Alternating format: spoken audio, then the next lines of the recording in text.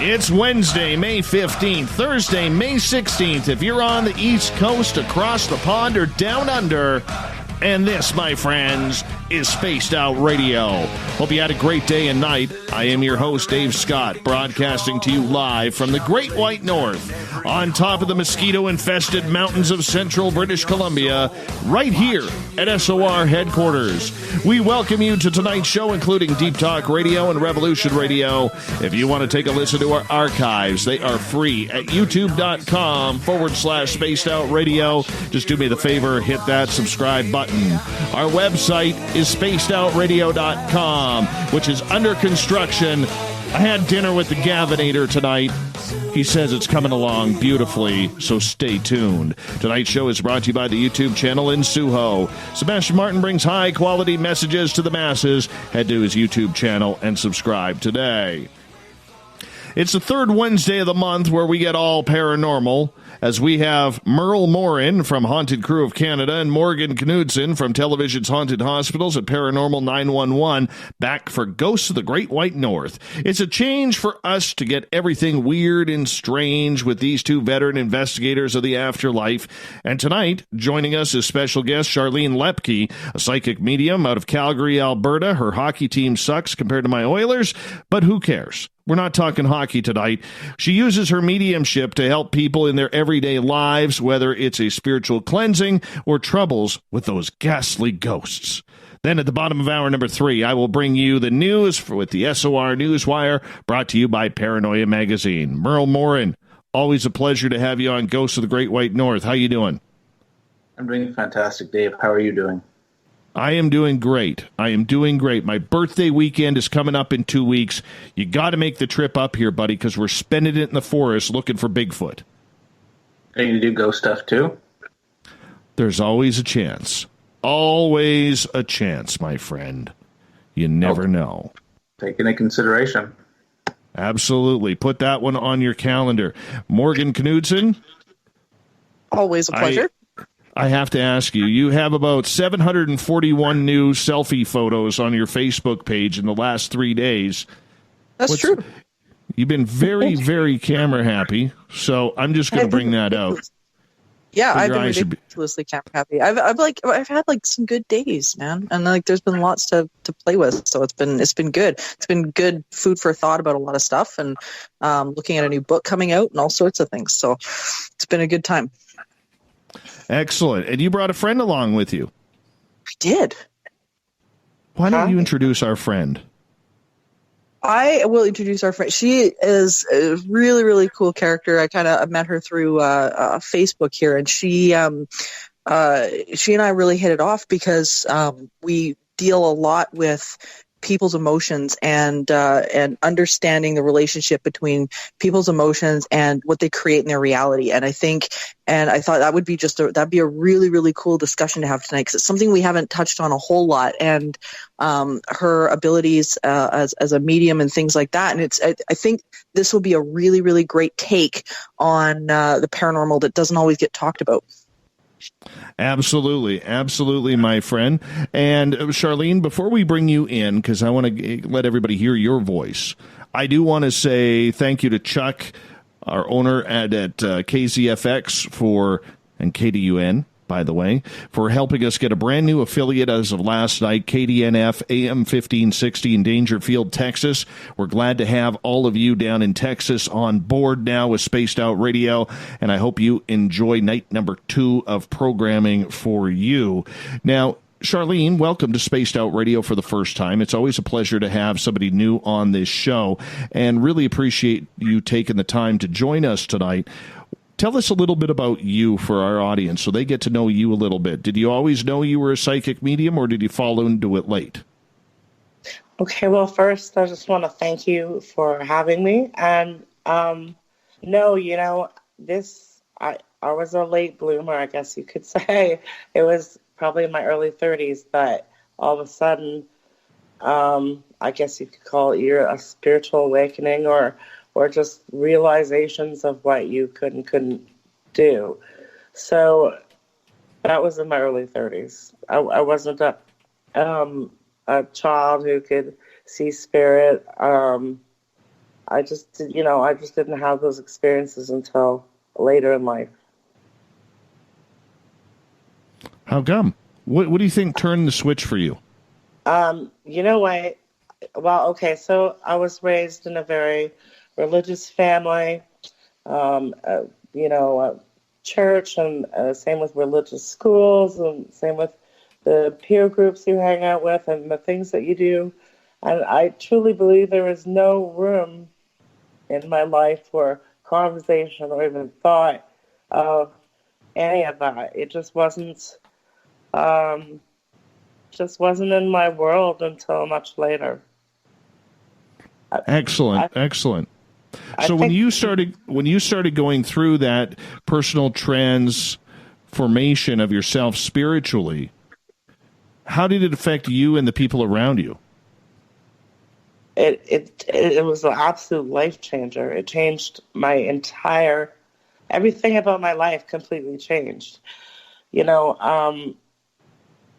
So, I mean, here I am in England taking this class, and, I go there believing, okay, I'm just going to learn about the paranormal investigation. I don't have a special gift. And, you go there and you realize, wow, paranormal investigation is crazy awesome, but it's so technical. I love it, but I really love mediumship.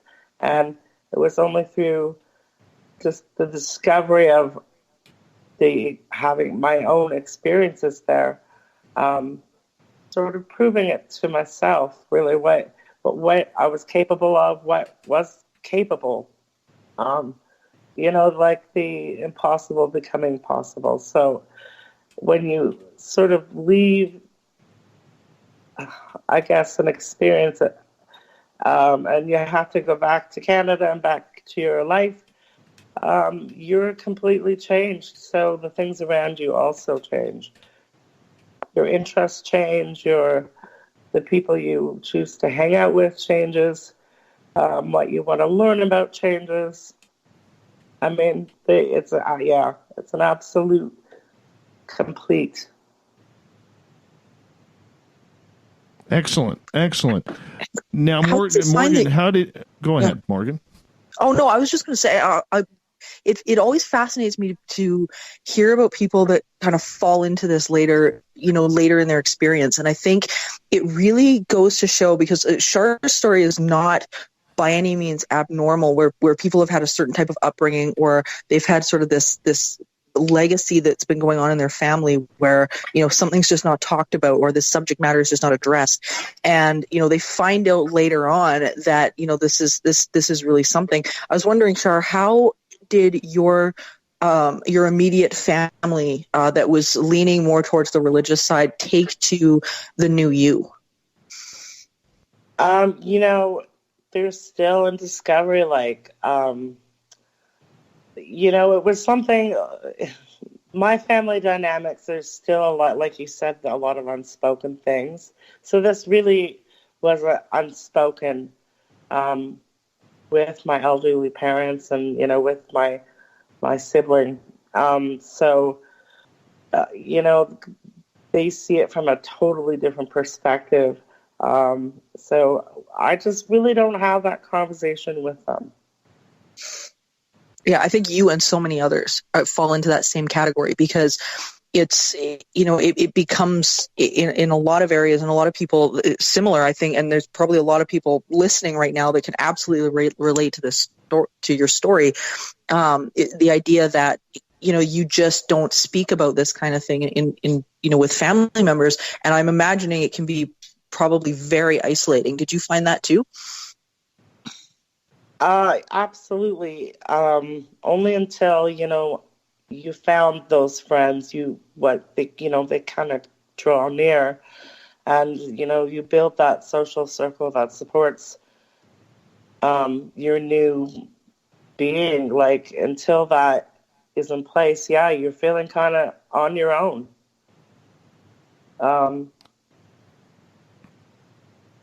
At what point did you have spirits starting to come visit you, if you started learning this in your late 30s? No, it was kind of early 30s, and so it was sort of, even someone had to explain it to me, like what was happening. I really honestly didn't know.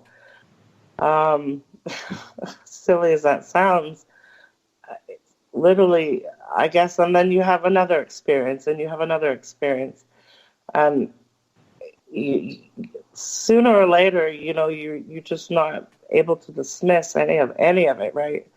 You simply are in that fact of, wow, okay, this is happening right now. Like, I'm having these experiences, and it's affecting these people that I'm speaking with and whatnot.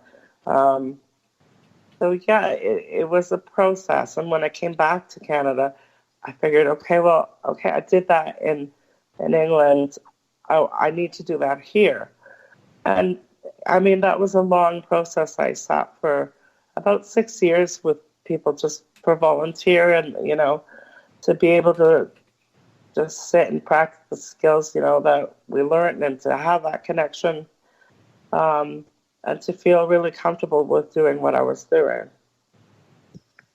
What made you decide to become a medium? What happened?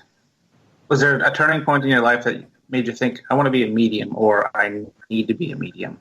No, I left England just floored, just sort of knowing this is something I'm able to do. And it was life-changing. You can't ignore it because it alters everything. I certainly had no desire to be a medium. I really was more with the intent of going to England to learn about paranormal investigation. I figured, okay, the school's pretty well renowned. I don't have that special gift. At least, the paranormal class I'll be able to do. And sure enough, I was able to do it, but I'm a little technically challenged. So, it was difficult. I'm I just discovered like a lot of things about paranormal investigation that I didn't know, I didn't enjoy as much as, as I thought I did. So, but then I also learned a lot of other things. So, you kind of go for one intent and you leave from another.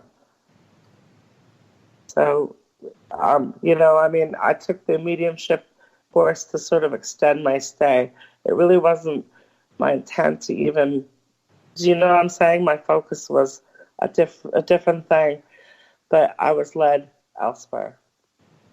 Yeah, I think sometimes that's how this stuff happens, though. It's you start to pursue one thing, and then all of a sudden all these doors start opening up. And I find that with paranormal research specifically, there's so many disciplines that you can kind of sink yourself into. And,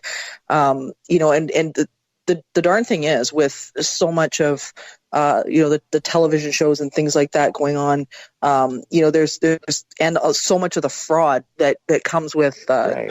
mediums and psychics and this kind of thing. How do you find that affects you when you're interacting with people and you turn around and eventually disclose the fact that this is what you do? Have you found that stigma is an issue? Absolutely, it is. But, I just focus on kind of educating people on what it is actually I have to do. So it's repainting a picture of what it is you do. It's explaining and teaching people, no, it's not like, the TV. It's not like this, and then making sure that people do understand how it is that you're working. So it kind of can help them if they understand, like, spirit is working through my senses, like, this is what's happening. I'm hearing something, or I'm seeing something, or feeling something. So, knowing something, smelling, tasting, so spirit works through those senses, and that's really what you deliver, is just what you're experiencing. And yeah, I love that analogy of that it's a translation. There's a lot of studies and whatnot going around the parapsychology community right now with the idea that it comes down to the David Chalmers, the hard problem, which is the brain the generator of consciousness, or is it, is that consciousness emergent from the brain, or is it fundamental in space outside of us, and the brain is the translator? And I know you've got thoughts on that issue as well, but I think you're more as well to the idea that consciousness is probably, is fundamental, and we're translating it. Sometimes I've been taught that this is how it sort of is, and my experiences have been this is sort of how it is. But I'm open to understanding that, maybe it is also something different. Maybe there's another way to explain what's happening. I definitely, when you add the science behind it, it makes it more sense, right? Oh, you hit a trigger word there saying science. Hit a trigger word. Well, yeah. I guess I don't really deal with a lot of skepticism. People usually come to me because I don't know of whatever. I don't know what their need is until we sit down and make a connection and have a conversation, because that's kind of what it is. And you can't really prove anything. Proof to me, this is what an apple tastes like to me, but what does an apple taste like to you? I don't, or you, it can be totally different. Each human experience can be different. So, I just sort of go with what comes to me, not from me. And, surprisingly enough, crazy enough, people understand, and that's what floors me a lot still sometimes, and I kind of like it. I like to be surprised, sometimes just with the information you're getting, but I'm always in the thought process of it's sort of being for their better good. It's for, anything that comes about from the reading would be to be of service to them in some way. So, that's something that I always start with, usually, even before people come. But it's definitely an exchange. It's an exchange. It's a conversation. It's a language sort of that you have to learn. Because I don't know, I'm in the believer that yes, there is an afterlife. Yes, once you pass, you are over somewhere else, whether it's called, I believe it's heaven, whether it's the spirit world, is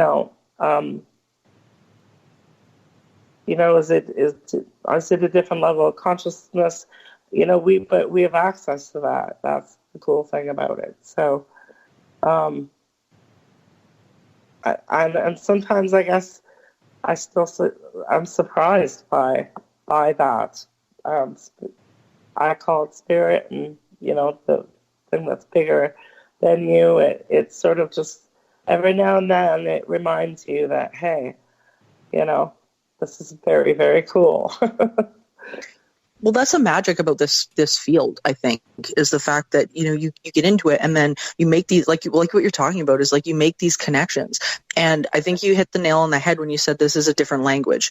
It's the difference between, thinking and speaking from, completely in your head to being able to translate to translate it emotionally, to understand that the language that I think the paranormal speaks often is not necessarily something that we can get our heads around. And I think that's something that's really, really relevant. What do you find people, the state of mind, just talking about states of mind with people, what do you find is the more common state of mind when people get a hold of you? What is it? What are they looking for? What are their needs emotionally? Often that isn't really found out until you sort of are through that conversation, and sometimes you'll never know. They'll leave, and you won't get that feedback, right? If you've either met the need of why they even came, but generally it does happen. I did a phone reading the other day, and at the end, I said, "Do you have any questions?" And she's like, "No, because I think you kind of pinpointed everything I wanted to address." So, and sometimes you don't hear whether or not, you don't get that feedback. So it is nice when you do. Sort of validating what the experience that's happening and the connection that was being made. I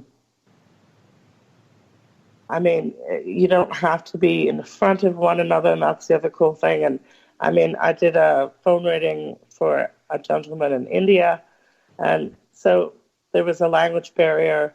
We had to work through a translator. And, I gave the reading, and it was nice, and went well, and, I hung up and didn't think much of it. 5 months later, I get an email back saying, from this nanny, he couldn't believe it. He's like, the 2 gold rings you told me about, they were there. They basically, the father who had passed in the reading was telling him where to find these 2 gold rings. And so, it's kind of cool when you get this email going, we've been looking for these for years, and here they are, right where he said they would be. So, and kind of working through a translator is very, very cool, because it bypasses,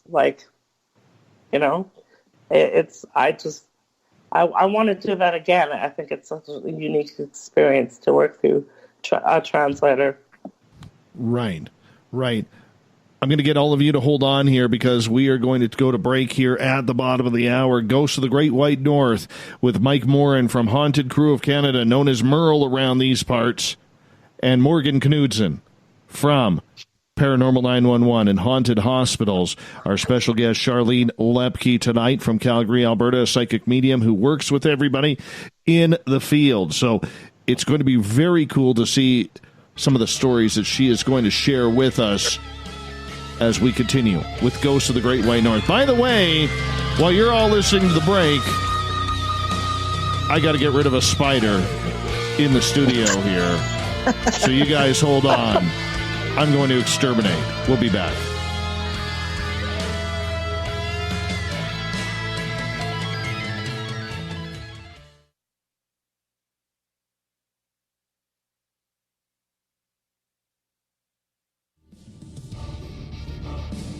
Come get spooked at the 4th Annual Forest Moon Paracon in Cedar-Woolley, Washington, Saturday, September 28th. UFOs, ghosts, aliens, Bigfoot. Speakers include Mike Morin and Jason Jordan, R. Keith Andrews, and Dave Scott from Spaced Out Radio, and so much more. There will be workshops and a VIP roundtable. Get early bird tickets now at fmparacon.com. Are you intrigued by Paranormal Talk Radio? You'll love the new Paranormal Radio app from TalkStream Live. You'll find a great selection of talk shows covering UFOs, ghosts, strange phenomena, and much more. Download the Paranormal Radio app now and start listening to the very best in paranormal talk entertainment, including the network you're listening to right now, the Paranormal Radio app, free in Google Play and the iOS App Store. Looking for the stories of the strange and weird that you will find hard to find anywhere else? Check out the SOR Newswire on our website. Our writers, led by Captain Shirk, are scouring the world for the oddest and most bizarre stories we can find. Everything from weird crime to suspenseful and paranormal. We're working hard for you to bring you the most intriguing news of your day. Check out the SOR Newswire at spacedoutradio.com today. A timepiece is a reflection of who you are, and what better way to show off the real you than with an Escape watch? Escape is a lifestyle brand accessorizing your days and nights. Choose to escape and create the life of discovery that you deserve. Dream, play, unite with your own personalized Escape watch. Head to escapewatches.com. There is no time like the present to enjoy your escape. Use promo code SMF2017 for your 20% discount today. Heading to Vancouver and looking for a night on the town? The Moose Vancouver is the bar that never stops rocking until 2 a.m. every night. The Moose has great food with everything on the menu from $6.95 to $8.95. Fantastic, vibrant staff and rock and roll that will bring you back to when the music was real, the hair was long, and the guitars were rocking. Get your party on at the Moose Vancouver, the official party bar of Spaced Out Radio.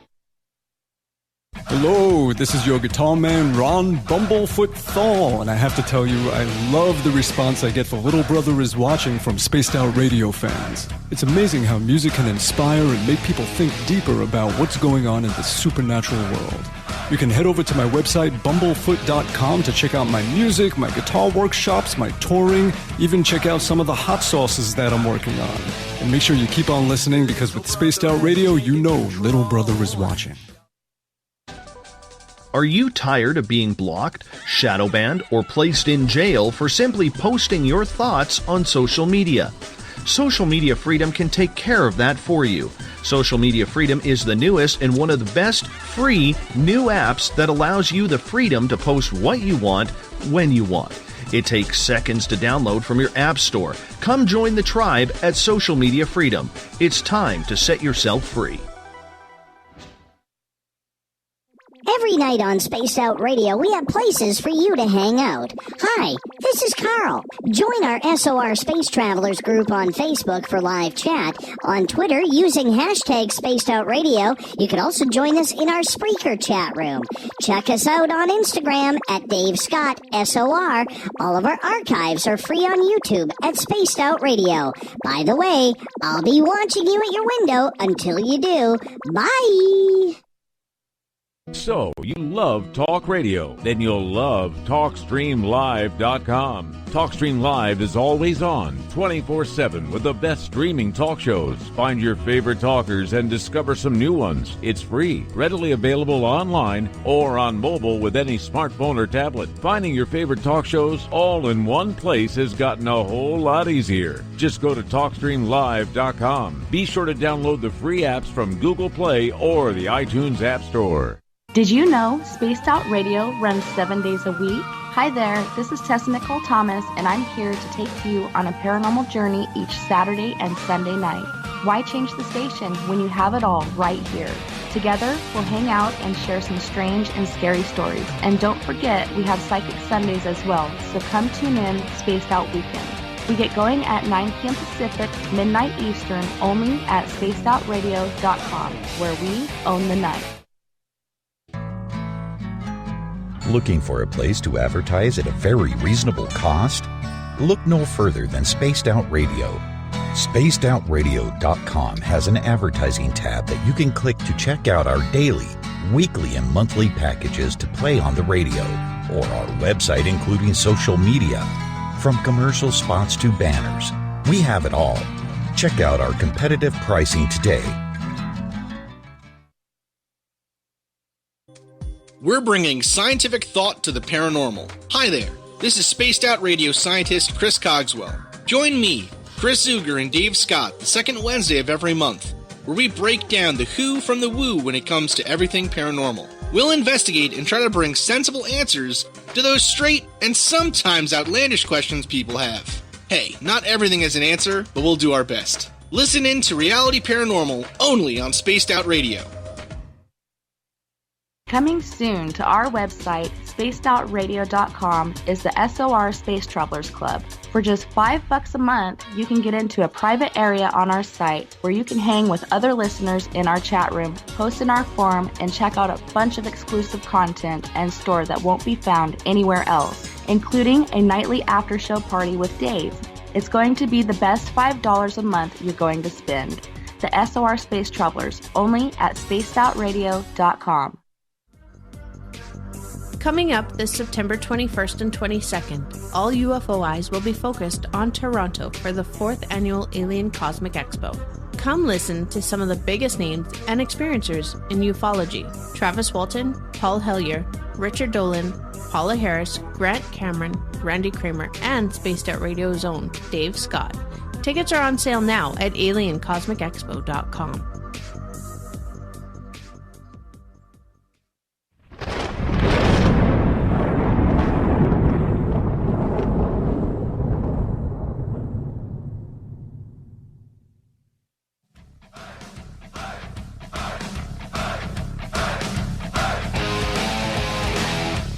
Welcome back to the second half hour of Spaced Out Radio. Tonight it's all Merle, all night, with Ghosts of the Great White North. I want to remind all of you, if you've missed portions of this show and others, you can always head to our YouTube channel, youtube.com/Spaced Out Radio. Just do old Davey the favor. Hit that subscribe button. Our website is currently under construction, where the Gavinator is working 24/7 on this. Yeah, the Gavinator is going to get it done in the next few days, and we'll be up and running at spacedoutradio.com once again. Ghosts of the Great White North happens the third Wednesday of every month here on Spaced Out Radio. Mike Morin from Haunted Crew of Canada. We call him Merle around these parts. Morgan Knudsen from Paranormal 911 and Haunted Hospitals television shows. They are our regulars, and tonight we're joined by psychic medium out of Calgary, Alberta. Height unknown, weight unknown. She wears a mask, just like a good wrestler should. Charlene Loeppky. Welcome back to the show, everyone, to Ghosts of the Great White North. Charlene, I want to ask you right off the bat here, because you've been doing this paranormal thing for a while. Is there a story that you could share with our audience that sits with you, maybe on a daily or nightly basis, that you just can't shake?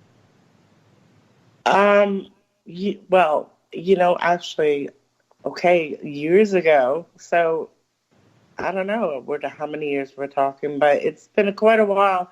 The experiences in my own home are what made me really think about things, and you couldn't ignore it. And at the time, actually, I was going to reach out to Morgan, but she's lived in Edmonton, I'm in Calgary, and because things were going on in my own home that I couldn't even explain. So I think that sort of continued for about 8 years. It had to get bigger and louder and bigger, the things that would happen. I think had I talked to Morgan during that time, and some sort of explained to me that, wait a minute, I have to take personal responsibility in this creation, I probably wouldn't have taken it. I probably wouldn't have listened. I probably wouldn't have understood. So that's why I love her book, because it really made me reflect on those years that, things were happening on a daily, nightly basis sometimes. Visitors, pets, roommates, without having spoken about what was going on. People were having experiences. So, because, at one time I thought, I should go to the doctor, just to make sure, what is happening, because it was happening to other people. And so, I really had to rethink and go, during that time, during the beginning, my fear fed it, and everybody's fear fed it. So lots of loud and big things would happen that you really couldn't ignore or explain. you know, things from like the bed moving, you know, being touched, being pinched, things like that, of that nature. You know, you just sort of things reappearing and disappearing at your feet. You know, I mean, smoke coming behind paintings, and you know, for the longest time we thought, okay, well, it was probably somebody we knew, like a friend who had passed, trying to communicate. But you know, we learned as the experiences were kind of getting bigger and louder and more severe, that, you know, no, I don't think it was actually a friend, because it didn't really feel friendly. It wasn't. It really wasn't a really nice experience. It only changed when one night, like, I mean, I would get so scared, like I would just sit in my bed and sort of have like the blanket over my head, and you'd feel the bed thud, and you're like, well, you know, it's not the animal. And it's almost like, you know, that, you know, whatever just thumped the bed knows he knows. But you're just still like, you know, hiding. You're just scared to death about what is going on. In the end, it's not hurting you. You're not, you know, it's just a startling experience, because all your senses are saying, you know, this isn't right. Like, this isn't usual. And, you know, the more fearful I became, the more it grew, and, you know, the less fearful I became of it. It sort of changed as well. So, you know, it became a little bit more friendlier. Like it didn't feel so scary. It didn't feel so invasive. The things that were happening were things you could deal with, you know. By the time, I think, you know, the end, it started to progress again, to get heavy, and I kind of had enough, you know. I figured, okay, let's just try house clearing. I didn't even know what my opinions were on house clearings at the time. I just wanted it to stop, like, because I had a lot of paranormal investigator friends who, you know, were really interested in coming over, and I'm like, you know, I really don't need an investigation, because I know what's going on, you know, and you know, talk to the other people who lived in the home and who experienced all these things, you know, alongside of me. I didn't really feel like I needed an investigation, but I rather just wanted it to stop, or wanted it to end, or wanted it to be not so interfering. And, you know, afterwards, it did stop, and we really haven't had any problems since then. But yet it's still around. I still sort of know from time to time, just, you know, the little things happen. So, but I'm just very thankful that it's not so invasive, and at least, you know, leaving me alone at night.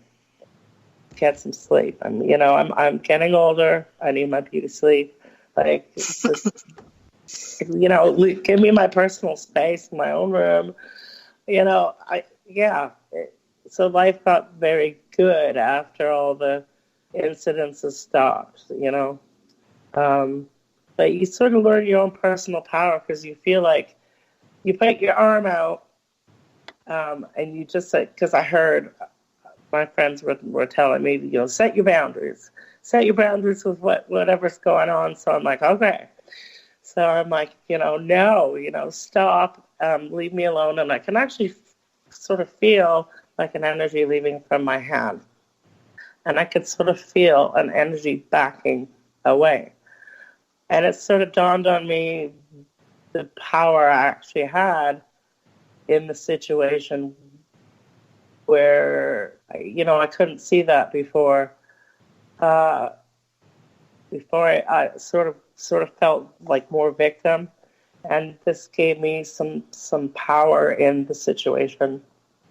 I could set a boundary, and I could sort of create at least try to, sometimes you set the boundary and things would still happen, but at least you had that opportunity where before you didn't think that was possible. What's your communication style with being a medium? Do you see them, sense them, feel them, or just in your... That's the thing. Out of all this, I've never seen, but it's more my hearing, my feeling, my knowing, smelling, tasting. I've had all of those experiences used, all those senses used to communicate something or another. And it's a mental mediumship, so it's not, I don't use cards. I like oracle cards, I think they're fantastic. I just don't use them in my reading. So basically, that's how I like to approach this. Is like, it's a conversation you're having, a connection. Once I butt myself out of this whole situation and just sort of let what's coming to me go to the person who's come to me to have the reading, it's their conversation, it's their time to have that connection, to find that connection. So, and it's kind of, I don't know, sometimes very intimate to sit and be a part of and watch, because sometimes it's not easy. Sometimes you think it's, really nice, and it's grandma and grandpa coming through, and really, they're giving loving messages. And then other times you're dealing with people who are missing and who are lost. And you're dealing with really heartbreaking subjects. All of a sudden the seriousness, becomes even more present. So yeah, there's different levels, I guess, of how you feel about it, I guess, at the end of the day. Because sometimes, it's difficult, even though it's not your situation. It's just still hard to hear some of the stories that come about. Yeah, absolutely. Well, I love what you're saying about that type of connection, because I think a lot of the time, and I know, Mike, you've probably had this as well, and where people, I don't think, realize in paranormal investigations, they don't understand. Well, even especially when we get into things like the TV shows and things like that, people don't understand sometimes the level of trauma that clients come to us with.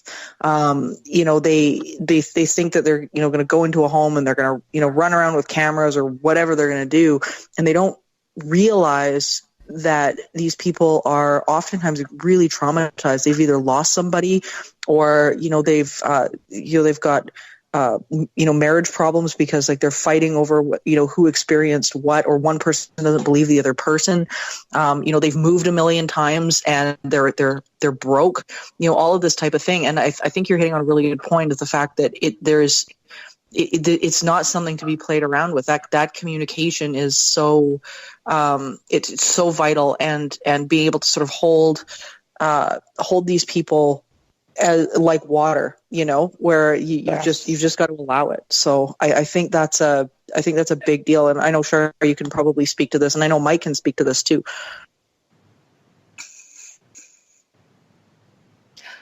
I just find, like, with mediumship, you can use it in so many ways, especially like you were saying, with the trauma, end of life experiences. You can have that reading before the end of life happens. You can have that healing take place. You can, there's so many ways you can sort of incorporate mediumship, which I just didn't know that you could, like, all of a sudden just add it in there. There it is. It applies. I think it's because basically it's all about connection. And, well, really, I don't know, I come from a kind of understanding that we all sort of are all connected. So, yeah, I'm excited to find out other ways you can still use mediumship. And even in like a paranormal investigation situation, sometimes they use mediums, sometimes not. I know in England they do. Just, to see if they can pick up any, history and whatnot. And so I guess it depends if their skills are really valued in North America in that kind of way. I'm not sure. But I know definitely England they are. So there's different ways you can kind of use it, from sitting to having a conversation to, someone just about ready to take their last breath, and everything in between. Yeah, you bring up a really good point too with the whole mediums being used in different ways, because whenever we see this in different countries and different arenas, like what you're saying, the people that are grieving or about to take their last breath and whatnot. And it's so interesting to me to see just how much that helps people. And there, of course, is this big debate whether or not mediumship is, should they be helping people who are about to pass away, or families or anything like that? And, it makes it worse. Does it make it better? But the statistics say it actually absolutely helps.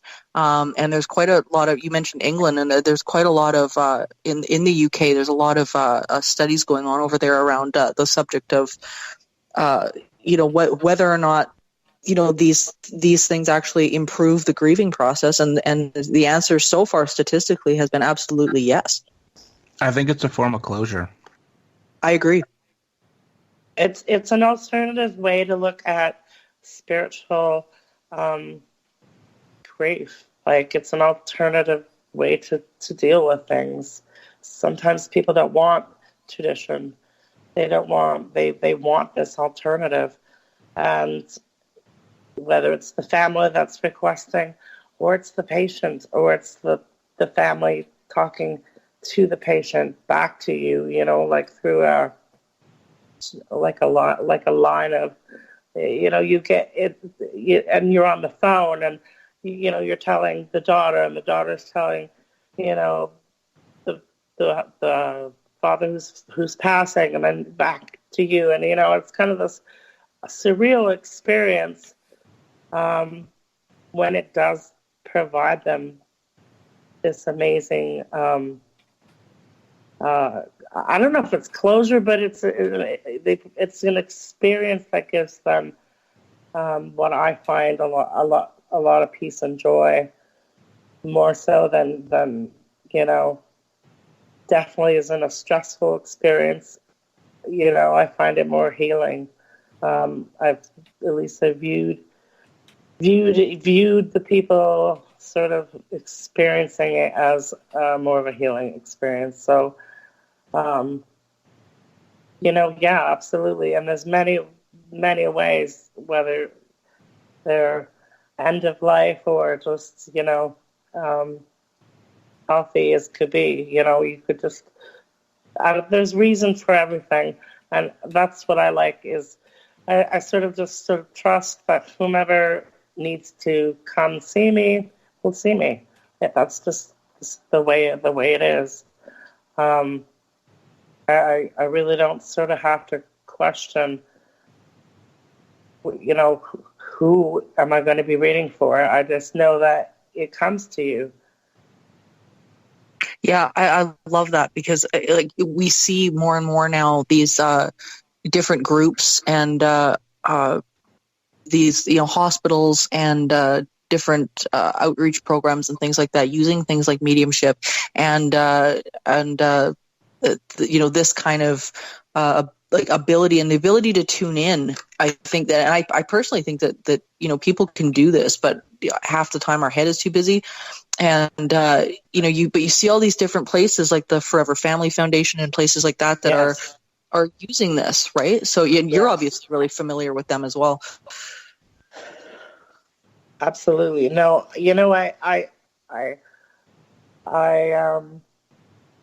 it's such an important process, whether it's before, during, or after.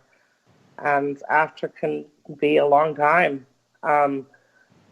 dealing with human grief. So, I mean, that's what you do.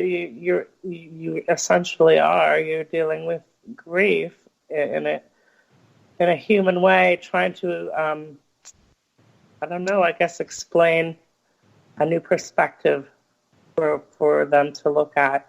I sort of just hope and sort of trust and know that whatever we've talked about during the reading, it's going to either provide some sort of healing, or it's going to be effective in some way. It's going to be, they'll be able to maybe make some different choices, to think differently, see it differently. That's just kind of my goal when I do make connections, you know? Yeah, no, I totally get it. And I think, just for our listeners, the Forever Family Foundation is a place in Oceanside, California, and basically was founded by a very well-known investigator who's currently the president, Lloyd Auerbach. And it's a fantastic organization that basically works to establish the existence of continuity of the family, even though a family member has passed over. And they really coach people through a lot of what we're talking about. And they provide a forum where people who have suffered the loss of a loved one can turn for support and whatnot. And they work with an institute that I absolutely love, which is Windbridge Institute, and they are one of the only places in the world that has a list of scientifically and certified mediums. And I can't say enough about their research and whatnot. But I think going to a place like that is probably people's best bet when it comes to this type of thing. But I mean, I'm sure, Char, you've probably you've probably dealt with this as well, where probably people coming to you that maybe have been scammed by people pretending to be psychics or something like that. Mm-hmm. Absolutely.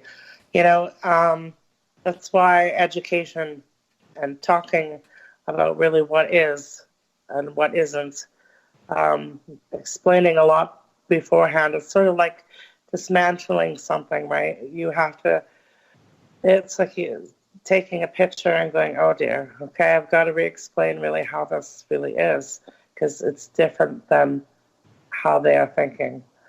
So yeah, you're teaching and you're educating and you're explaining and sort of hopefully taking apart old ideas. Let's look at something like from a new angle, a new perspective. That's right. And everyone, you hold on right there. We're going to go to break here at the top of the hour. Ghosts of the Great White North with the mighty Merle Morin, Morgan Knudsen, and special guest Charlene Loeppky. Coming up in hour number 2, more spiritual work with the ghosts on the other side. We'll be back right after this.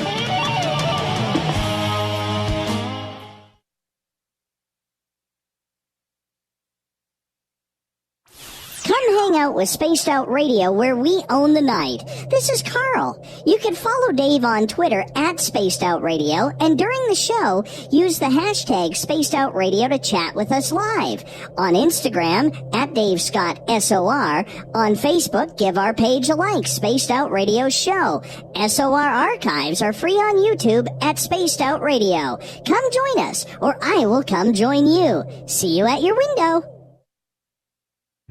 On the first Tuesday of every month, I encourage you to come along for a journey with me, Geraldine Orozco, on The Spiritual You. Together, we will take a look at how to access the highest expression of yourself and change your life. Consciousness, ET contact, health, and wellness, we can talk about it all. So come along for a spiritual ride with me, Geraldine Orozco, on The Spiritual You, only on Spaced Out Radio.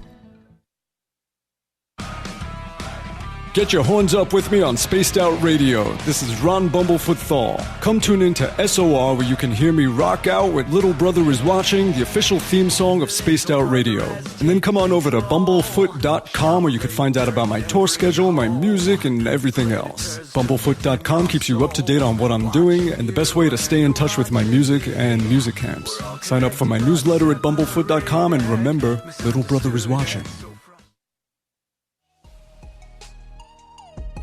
Canada's largest UFO conference is ready to roll in Toronto this September 21st and 22nd at the Alien Cosmic Expo. This year is about the experience. Listen to the stories of Dave Scott, Travis Walton, Paula Harris, Grant Cameron, Ryan Stacey, Richard Dolan, Leslie Mitchell-Clark, and more. Get your tickets now at aliencosmicexpo.com.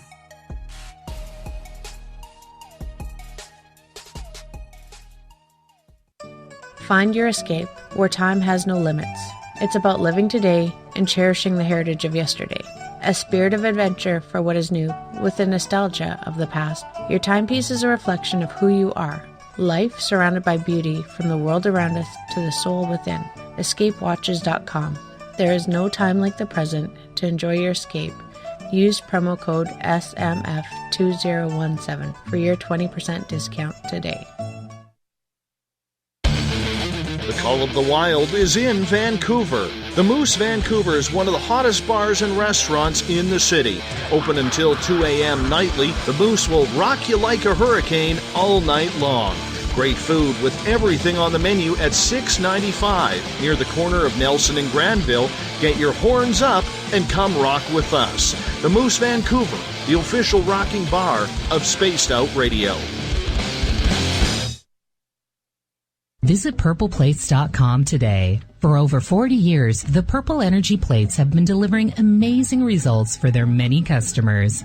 Inspired by the great genius Nikola Tesla, the harmony, healing, and energetic effects of the plates have proven over and over to be beneficial and often miraculous to thousands of customers. Check their site for daily specials and choose from their many energy products. You won't be sorry. Visit them today at purpleplates.com.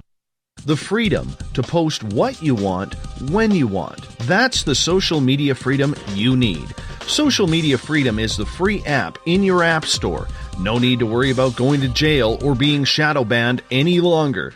It's the freedom to say what you feel. The freedom to know Big Brother isn't watching. It's the way social media is supposed to be. Social Media Freedom. It's time to set yourself free. Download from your app store today. At spacedoutradio.com, we have a little bit of everything for you to stay up late. So while you're there, check out our SOR Newswire, where our team brings you stories of the weird and strange to the WTF from around the globe. News on Bigfoot, UFOs, paranormal, Darwinian-type crime tales. It's the stories that the mainstream media usually won't touch. Well, we got them all on the SOR Newswire, only at spacedoutradio.com. Looking for a place to advertise at a very reasonable cost? Look no further than Spaced Out Radio.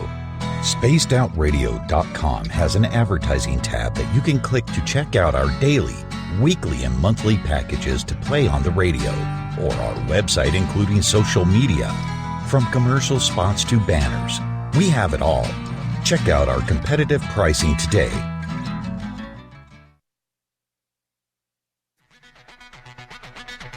Come get spooked at the 4th Annual Forest Moon Paracon in Cedar-Woolley, Washington, Saturday, September 28th. UFOs, ghosts, aliens, Bigfoot. Speakers include Mike Morin and Jason Jordan, R. Keith Andrews, and Dave Scott from Spaced Out Radio, and so much more. There will be workshops and a VIP roundtable. Get early bird tickets now at fmparacon.com. We are getting ready to relaunch the SOR Space Travelers Club at spacedoutradio.com. For $5 a month, you can join us for a plethora of features found nowhere else. Hang out in a private chat room during the show and after party. You can check out some exclusive content and a store specifically for you, as well as a private listener forum where you can post your thoughts, stories, and pictures. the SOR Space Travelers Club, coming soon to spacedoutradio.com. You hear footsteps in the empty room above you. A rocking chair begins rocking by itself. Don't be afraid of the things that go bump in the night. Reach for Spirit Storybox, the iPhone app the Huffington Post UK called the only ghost hunting app you will ever need. Spirit Storybox. The spirits are telling their stories. Are you listening? We're bringing scientific thought to the paranormal. Hi there, this is Spaced Out Radio scientist Chris Cogswell. Join me, Chris Zuger, and Dave Scott the second Wednesday of every month, where we break down the who from the woo when it comes to everything paranormal. We'll investigate and try to bring sensible answers to those straight and sometimes outlandish questions people have.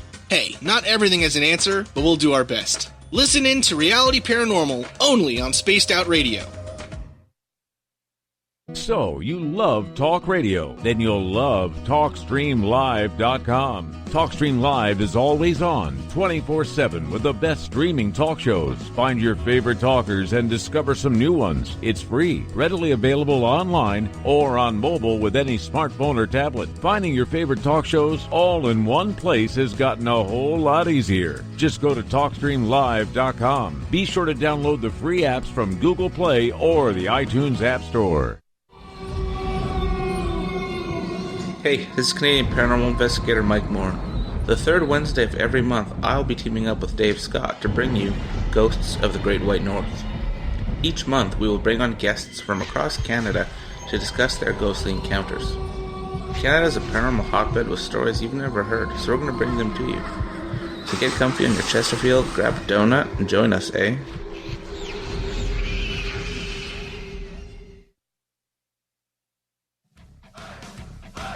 You're listening to Spaced Out Radio with Dave Scott. Follow Dave on Twitter at Spaced Out Radio and on Facebook, Spaced Out Radio Show. Welcome back to hour number 2 of Spaced Out Radio tonight. I am your host, Dave Scott. Thank you so much for being with us. Tomorrow night on the show, Joe Firmage joins us to talk about space, the Space Force, technology, and UFOs. 9:06 Pacific, 12:06 a.m. Eastern at spacedoutradio.com. Hi to everyone listening in on our terrestrial affiliates, KDNF AM 1560 in Dangerfield, Texas, KDUN AM 1030 in Reedsport, Oregon, KZFX 93.7 FM in Ridgecrest, California, WQEE 99.1 FM in Newnan, Georgia, and UPRN 107.7 FM in New Orleans. On the digital side, hi to everyone on Revolution Radio and Deep Talk Radio. Great to have you with us. Remember, all of our archives are free for you at youtube.com/Spaced Out Radio. Just do me the favor, hit that subscribe button. The Desert Clam has set the password for tonight in the SOR Space Travelers Club. Piacular. Piacular is your password. Make sure you use it wisely, space travelers, as the Clam sets a password each and every night, right here on the mighty SOR. Our website, currently under construction, is spacedoutradio.com. The Gavinator is working hard. We're going to try and get it up this week for you. Ghosts of the Great White North happens the third Wednesday of every month on this show, where we bring in Morgan Knudsen from television's Haunted Hospitals and Paranormal 911, along with Mike Morin from Haunted Crew of Canada, otherwise known as the mighty Merle around here. We have a special guest with us, Charlene Loeppky, who uses her psychic mediumship to help with paranormal activity and so much more. Everyone, welcome back to the show. Merle, you wanted to start things off.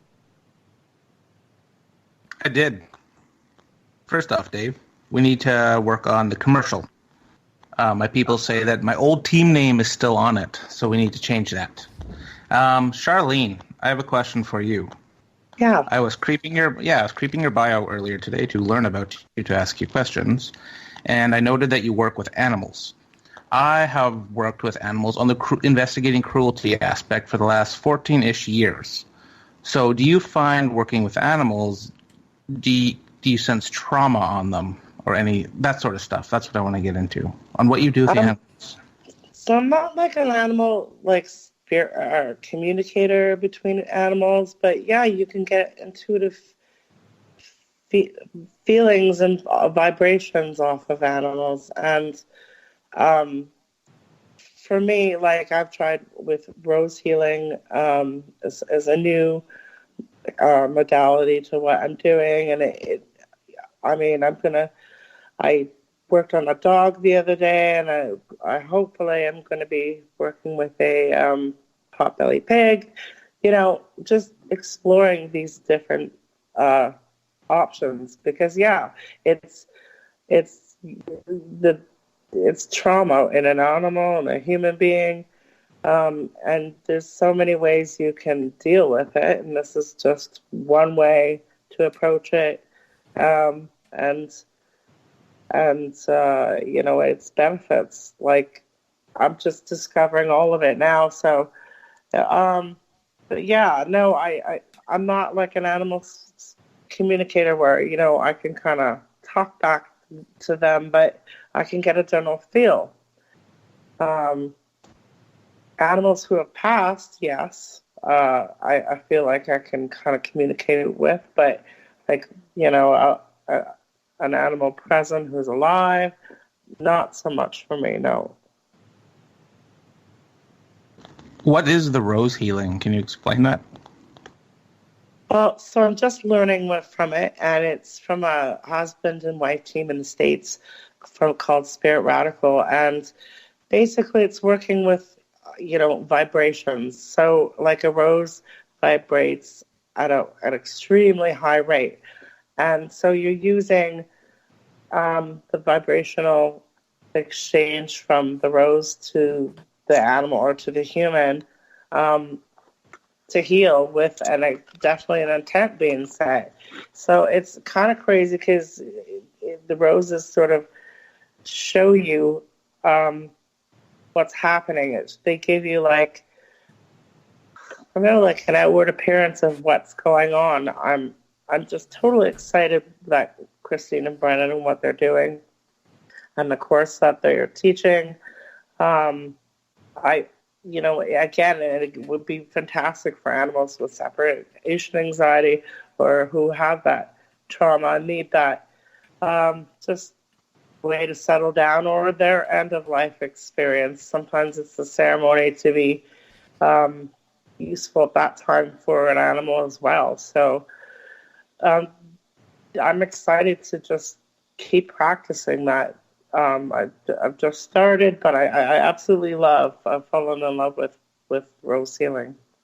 That's really interesting. I had not heard that before talking with you about it, and I think Mike's touched on something that's really interesting about animals and our emotional impact when it comes to being a medium and the relationship between emotions and mediumship. And I think that's something that we might want to get into, is the idea that we talked a little bit before about how our negative state of being or negative emotion can end up attracting exactly that, a reflection of that, and vice versa, where you get you get really high flying positive, joyful emotions and a joyful state of being, and the universe tends to mirror that back at us.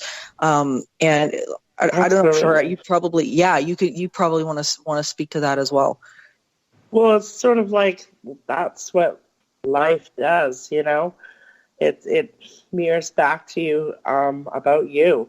Like the people that are around you, it's sort of like them holding a mirror, and they're saying, take a good hard look at yourself, and that's usually what happens through our life experiences, through the people we meet, through the animals we deal with. They're all sort of just reflecting back, and it matters, I think, that we take responsibility for the energy that we bring into the space that we come into, because we affect, we're, I don't know, it's amazing how much just you don't realize how you are affecting someone else or some other thing, some living creation that your energy is being affected by. And that's your responsibility to also, try to be is sort of like as highest vibrational as you can be.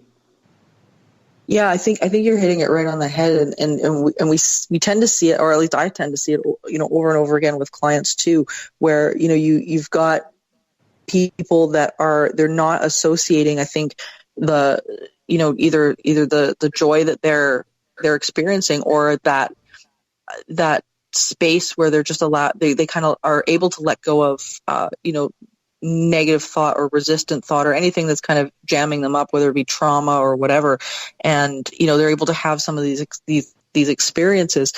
And I think as we move along, as in a even in the medical field and whatnot, they're discovering more and more and more that these like those emotions are playing such a massive role in people's healing.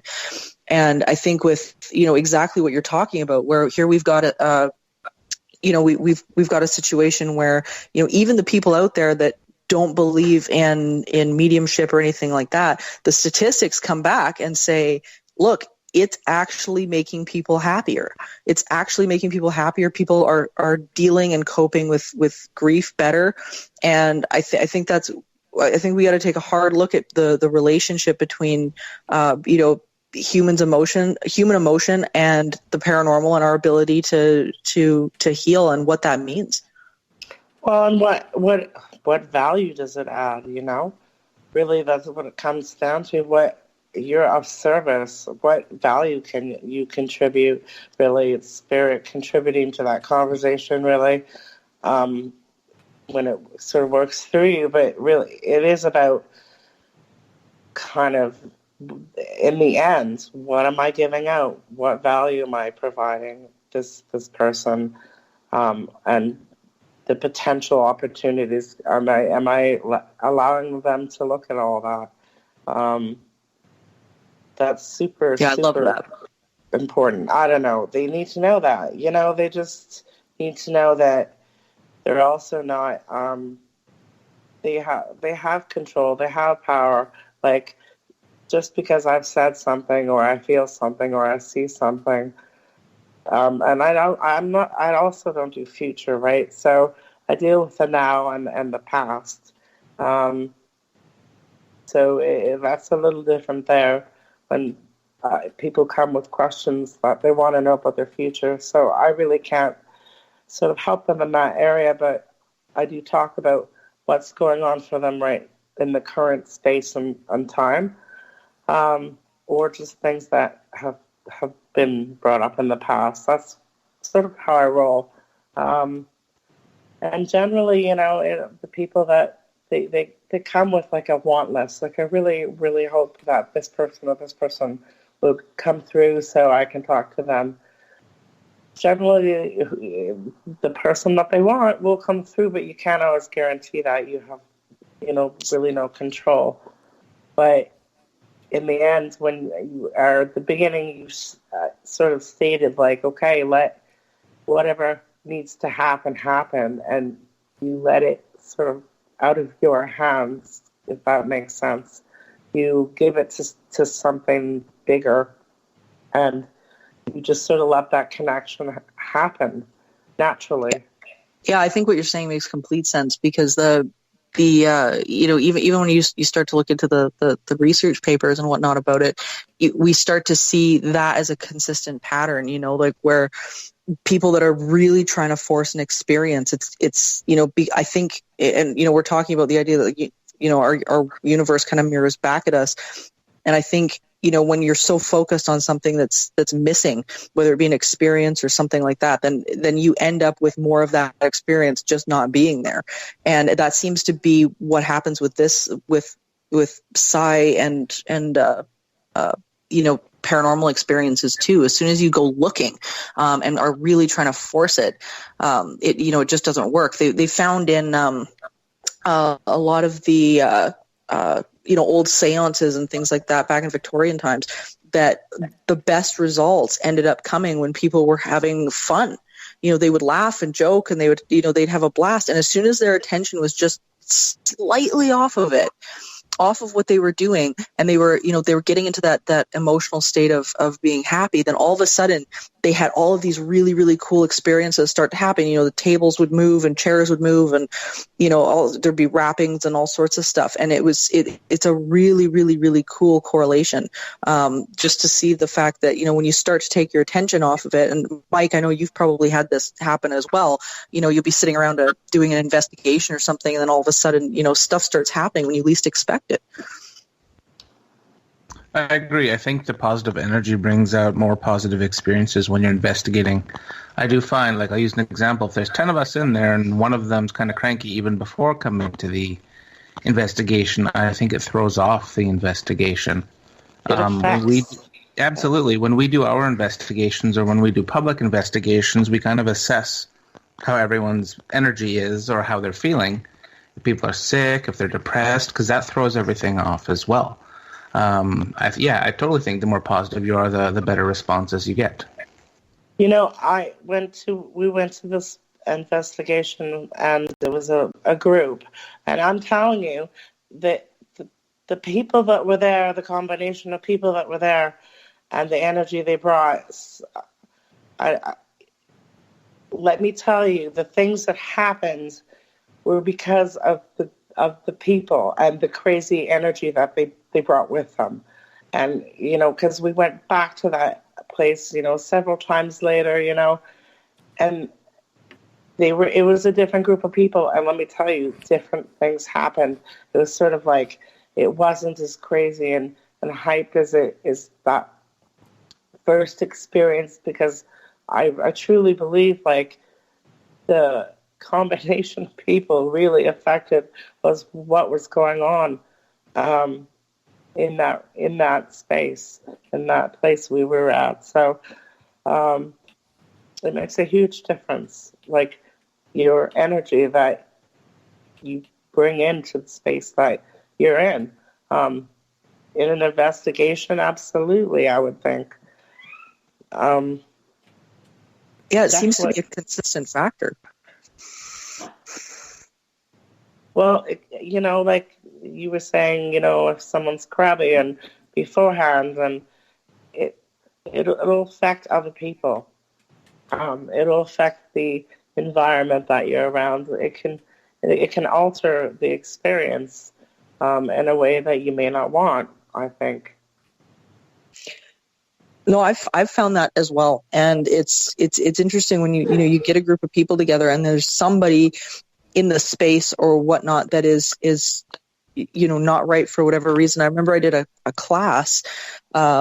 This was quite a number of years ago now, but it was at a museum here in Edmonton, and the entity that was there tended to be a little bit on the temperamental side, but very, very sensitive to how people were coming into its space. And what was interesting that night was we had one fellow in the class who was just, he went from being okay to just really unstable, very erratic, not in a good space at all. And I was like, okay, you got to leave, because this isn't gonna turn out well. Like it's time for you to go. And before we even got to that point, what was interesting was all of the doors on the upper floor of this museum where we were having this class locked. And when the janitor who was up there with us, he had a fistful of skeleton keys. He's like, oh yeah, no problem, I got this. And he started to try to unlock the doors, and there was not one door that would unlock. And he said it never happened before. We literally couldn't leave. And everybody was starting to get worried and whatnot. And I said, no, it's fine. But I looked at the one fellow who's behaving erratically, and I said, you have to calm down. You have to find your center here. And once he started to settle out, the doors opened, no problem. And it was a really interesting little testament to just how sensitive some of this activity can be to how people are interacting in a space. Mike, have you had something like that happen? No, not like that. No, I have not. Yeah. Weird. I agree. Yeah. Well, let me ask here, in regards to your psychic ability with helping people in the paranormal, how do you go about getting your information? Do you go around, Charlene, looking for information on the building, or do you go in cold to someone's residence? How are you doing it? You know, I let people come to me, and the reason why I do what I do is because of these people are generally coming to me in fear, in absolute sheer terror. They don't know what's going on, and I remember that feeling. And I just sort of thought, well, you know, if I can somehow, I don't know, change this experience for them. Like, this is why Morgan's book is so effective. I just want to read the book. Thank you. And then call me back in a week, and then we can talk, because you'll understand things so much better. You know, because generally people are just scared out of their minds, and that's why I kind of, it's sort of like purposeful investigations for me, because it's people's homes that are being disrupted, you know, people's lives that are being affected. And I just remember being that state of fear, and you don't want another person to feel that. So you do what you can to try to alleviate and make a change for them, you know, at least for the short term, if that's what you can do. So that's my goal, really, is to just generally people are freaked out when they call, and they want to be heard, they want to be validated, and they want to be reassured that they're going to be okay, you know. And I just think, you know, I never want to be as terrified as I was as the first time things were starting to happen in my home for someone else. But, you know, that's what they're going through. Yeah, and I found, and Mike, you probably can speak to this too, is the fact that sometimes it can be really difficult to actually get the information from people and get them to really open up and talk about what exactly has happened. How do you go about that, Char, with when you're sitting down with somebody? How do you go about getting them to be comfortable enough to start talking about what exactly is going on? We got one. Generally, you know, I haven't had a lot of people who they want to share, they want to talk, they want to be heard and validated. So I don't really find that problem with people sort of holding back. I find they're generally forthright. That's awesome. Yeah, I just really haven't really stumbled across that kind of problem yet, no. From working with a medium on my team, I find that our clients tend to open up quicker to a medium because they more lean on them like a counselor, whereas when you go in with a gear team doing all the typical paranormal group stuff, they tend to be more apprehensive of them being in their house. I find when it's a medium and my team going in together, I find they open up a little quicker than if it was just the team without a medium. That's right, and we'll get you to answer this right after the break, Charlene. Charlene Loeppky, special guest tonight on Ghosts of the Great White North with Merle Morin and Morgan Knudsen. We'll be back with more SOR right after this.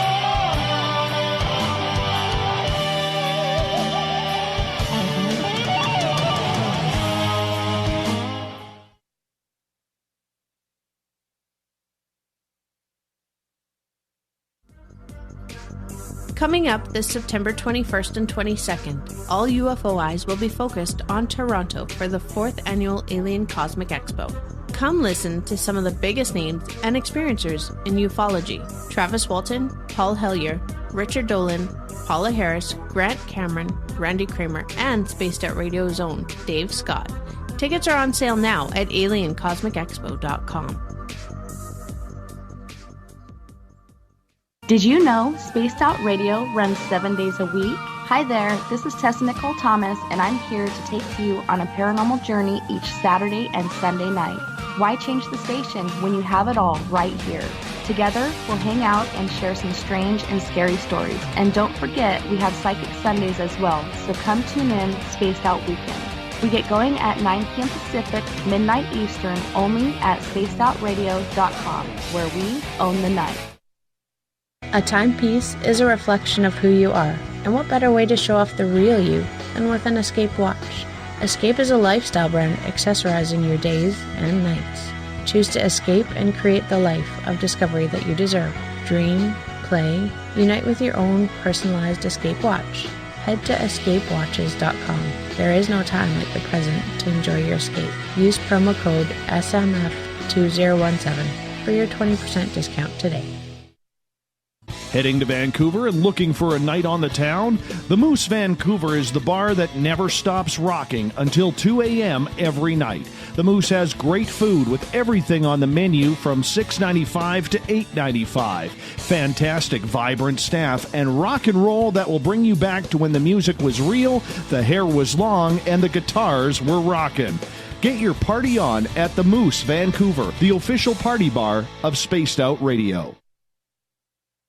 Every night on Spaced Out Radio, we have places for you to hang out. Hi, this is Carl. Join our SOR Space Travelers group on Facebook for live chat. On Twitter, using hashtag Spaced Out Radio. You can also join us in our Spreaker chat room. Check us out on Instagram at Dave Scott SOR. All of our archives are free on YouTube at Spaced Out Radio. By the way, I'll be watching you at your window until you do. Bye! Are you intrigued by Paranormal Talk Radio? You'll love the new Paranormal Radio app from TalkStream Live. You'll find a great selection of talk shows covering UFOs, ghosts, strange phenomena, and much more. Download the Paranormal Radio app now and start listening to the very best in paranormal talk entertainment, including the network you're listening to right now, the Paranormal Radio app. Free in Google Play and the iOS App Store. So, you love talk radio? Then you'll love TalkStreamLive.com. TalkStream Live is always on, 24/7, with the best streaming talk shows. Find your favorite talkers and discover some new ones. It's free, readily available online or on mobile with any smartphone or tablet. Finding your favorite talk shows all in one place has gotten a whole lot easier. Just go to TalkStreamLive.com. Be sure to download the free apps from Google Play or the iTunes App Store.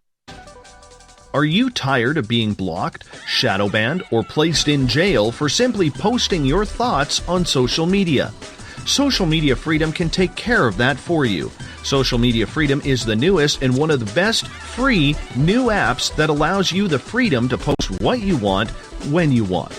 It takes seconds to download from your app store. Come join the tribe at Social Media Freedom. It's time to set yourself free.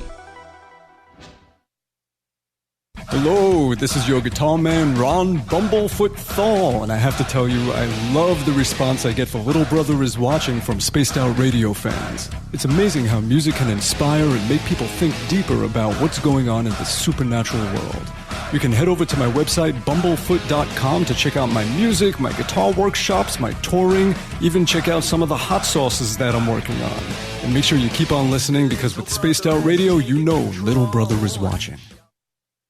Looking for the stories of the strange and weird that you will find hard to find anywhere else?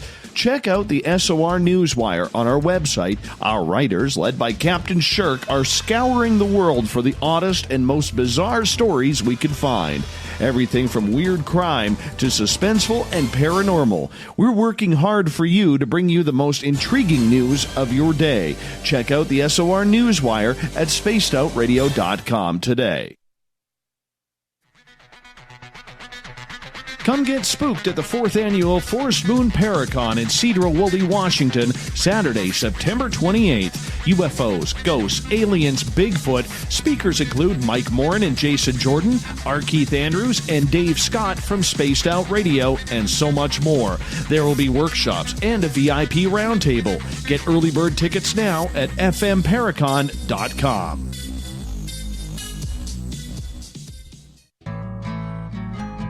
Looking for a place to advertise at a very reasonable cost?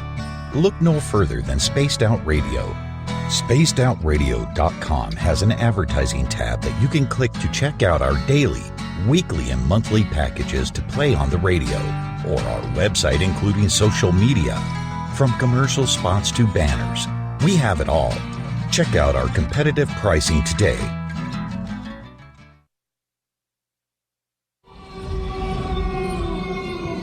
Hey, this is Canadian paranormal investigator Mike Morin. The third Wednesday of every month, I'll be teaming up with Dave Scott to bring you Ghosts of the Great White North. Each month, we will bring on guests from across Canada to discuss their ghostly encounters. Canada is a paranormal hotbed with stories you've never heard, so we're going to bring them to you. So get comfy on your Chesterfield, grab a donut, and join us, eh?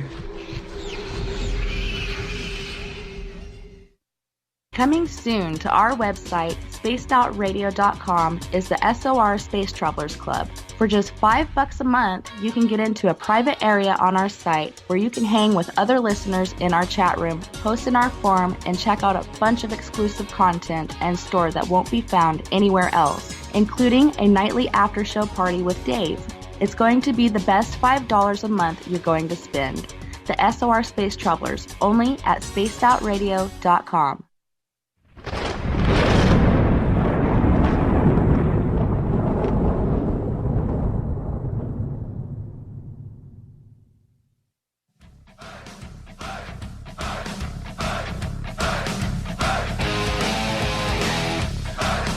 We've passed the halfway point of Spaced Out Radio tonight. I am your host, Dave Scott. Thank you so much for coming along for the ride. It's all Merle all night long here on Ghost of the Great White North. Before we bring Merle and Morgan back, got to remind all of you that our archives are stored at youtube.com/Spaced Out Radio. So if you've missed parts of this show or others, you can go check them out for free. Just hit that subscribe button.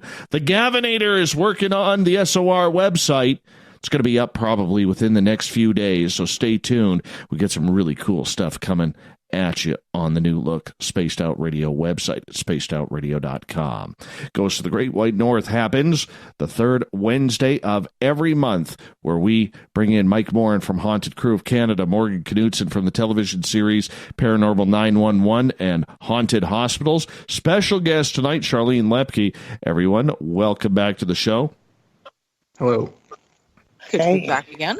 Charlene, I want to start off by asking you, in regards to a lot of the cases that you have worked with, do you prefer to work casual haunting cases? Do you work missing people cases? What kind of cases do you work? I have worked with missing persons cases via family's request. I've generally worked with, just anybody off the, what I mean, just a general average person. But you do get those calls that say, hey, okay, we would like you to be involved. So there's that.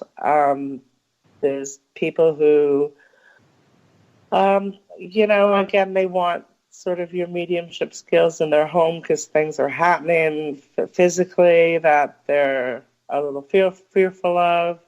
So there's lots of reasons, really. But what I like most is the one-on-one readings, and the phone readings that I do.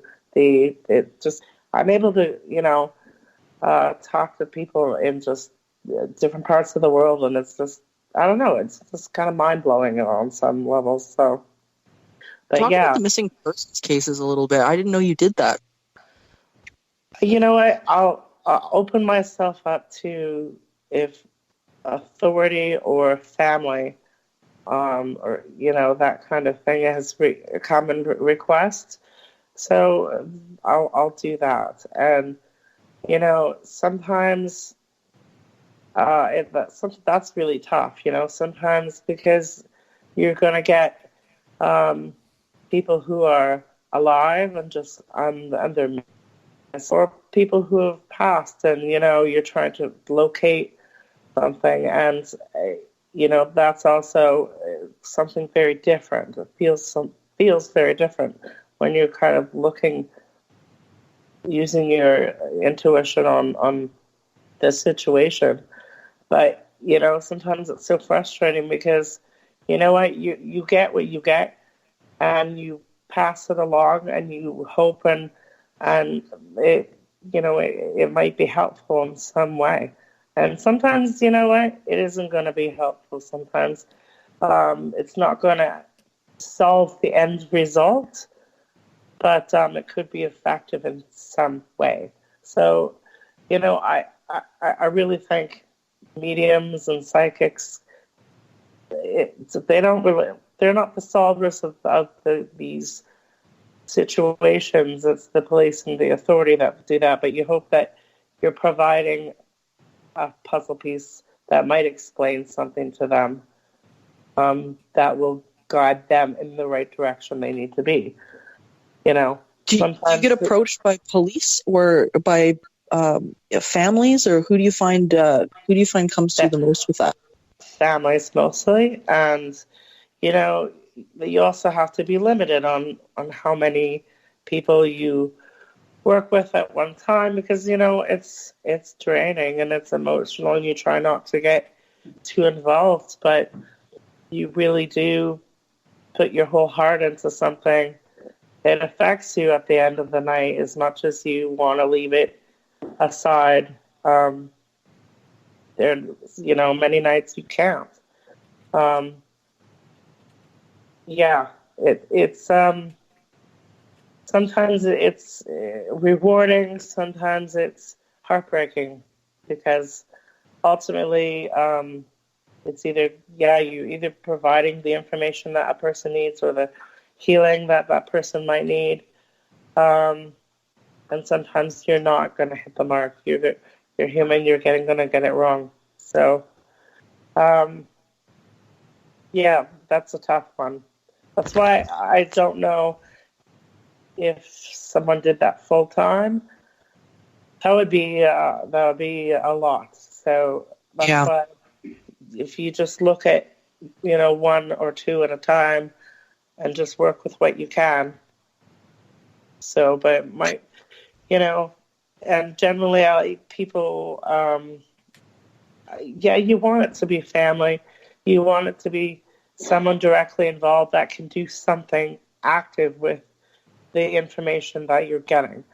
So, because if they can't do that, it's sort of ineffective in some ways. I mean, the police department don't always use mediumship and psychics like as a valuable investigation tool, right? It's still sort of not accepted as a norm. So it's the families generally requesting your help because it's, you know, it's a cold case or it's been a lot of years. They're not getting anywhere. They want some sort of connection and conversation and discussion around it, right? You know, it's, definitely a subject where you've got to, keep your heart a little bit back, I think.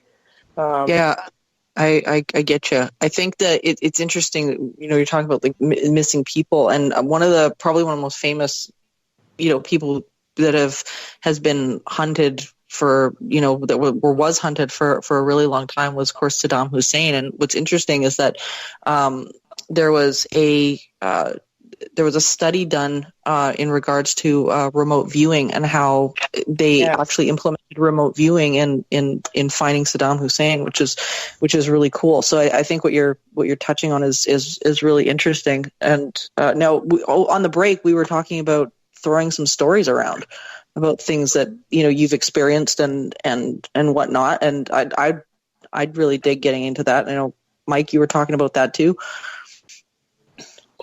You know, I was just thinking about what was my favorite mediumship reading was just the time I was sitting there with a gentleman and there was a hand knocking at the door. Like you could hear it was a physical hand, you know, knocking 3 times. And I look at him and he looks at me, and it's something you don't often have is a physical thing that is sometimes for people they get a lot of the physical mediumship. I don't always. In investigations, if you're touched, I remember we were at this one place and I was laying down and there was a physical hand flicking my ear. You have these experiences and you're like, somebody just flicked my ear,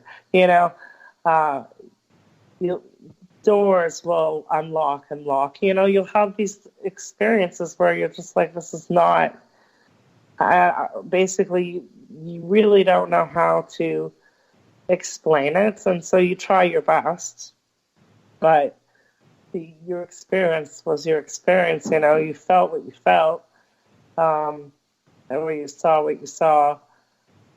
For me, it was a lot of it literally felt like, somebody was taking your hand and, touching your arm or touching your back or touching your hair or flicking your ear. And sometimes it didn't feel so nice. Once it felt like actually it was almost like a punch through the mattress into my stomach. And I was like, I think I just got punched in the stomach, thinking, okay, all right. And I'm just going to see what you kind of don't know what's going on, but you're just sort of taking it as best as you can, as stride, kind of trying to be the observer of this all. But yet, you're having these things happen to you or happen to other people in the group that you're with. So, I had a friend, we were in a place and, we're taking pictures and a lot of times we don't see things so much after when you're doing looking through your pictures and looking through your editing. You don't see it until then. But, you'll see all of a sudden a face in a mirror, or you'll see things that you missed with your eye when you were there, That didn't happen. I didn't see that, but then it shows up in your photos and things like that. That's been... What's been the weirdest thing you've captured photography-wise? You know what? I even spoke out and sort of put an intent, and I said, if you want your picture taken, now's the time. And all of a sudden, the next frame of the photo, because I was sort of taking one after the other, was this white smoke just sort of dancing around. And I'm like, wait a minute. You're looking in your camera, it's showing you one thing, but you're looking straight ahead of you and you don't see it. So I think that's kind of cool, when doors open and you know something has entered, but you just can't see it. Have you ever been harmed when you've been doing your mediumship or investigations, attacked by spirits or anything like that? I think I've been followed home, like how they say sometimes people come back with you. I think at the very beginning when I first was getting, interested in it, I don't know if I properly prepared myself. It was just an experience that made my situation interesting, right? So, you really want to have, the people that are leading the group know what they're doing. Because, things can, from the environment, being toxic to, it depends where you are, right? But if you're in, this abandoned house, you can take a look at the environment. A mask, are you wearing the proper footwear? Are you taking care of those things first? And then are you preparing yourself spiritually, for protection and not? I just believe that that's also important as well. What do you do to protect yourself going in investigations and leaving? It's more of just a prayer. I believe prayer is a conversation, and a meditation is sort of listening. And so I pray for just, a general safety. There's no specific rhyme or anything I'll say sort of formally, but it's a general prayer for physical safety and spiritual safety as well. Because, oh, sorry, go ahead. Oh, I was just going to ask you, have you ever been taken over spiritually by a spirit? Don't want to use the word possessed because that's a little harsh, but just taken? No, but I think, the environment would influence mood and attitude, but no, not personally. So, I've seen it in other situations, but it just hasn't happened to me. But I do know that the place where you are certainly can affect you in different ways, like your emotions or your mood or your personality or your, it can make you react in a way that's just not really normal. Do you have any examples of that from when you've been in investigations doing that? I would think you're in an investigation and people are generally, the mood is good, people are good, and all of a sudden, you've got feelings of anger, from out of nowhere, just, that kind of thing is what I'm talking about. People are responding differently in ways that are just like getting upset, yelling, getting out of character because it's not, 5 seconds ago things were fine. I don't believe it's a mental health issue we're looking at here. I do think the environment literally can affect you. Do you think is your take on that they're picking up on a thought form in the space or almost like a residual energy, or do you think that it's something that is more spirit oriented? I know Mike used the term possession, which is a little bit I agree it's a little bit harsh, but what's your take on that? I really think that residual energy is great because it sort of shows you that's something non-interactive. So that's sort of I think a lot of people what are they are responding to. Because if you're talking with spirit and ghosts and apparitions and things you're talking about an interactive being. That's much different, which also can affect you. So, but you'll have your experiences that are going to be different. Where, if it's just residual energy, it's just something that's just repeating itself. So it's, and then something you just may be feeling because it's there. But non-interactive. Yeah, I agree completely, and I think it's an interesting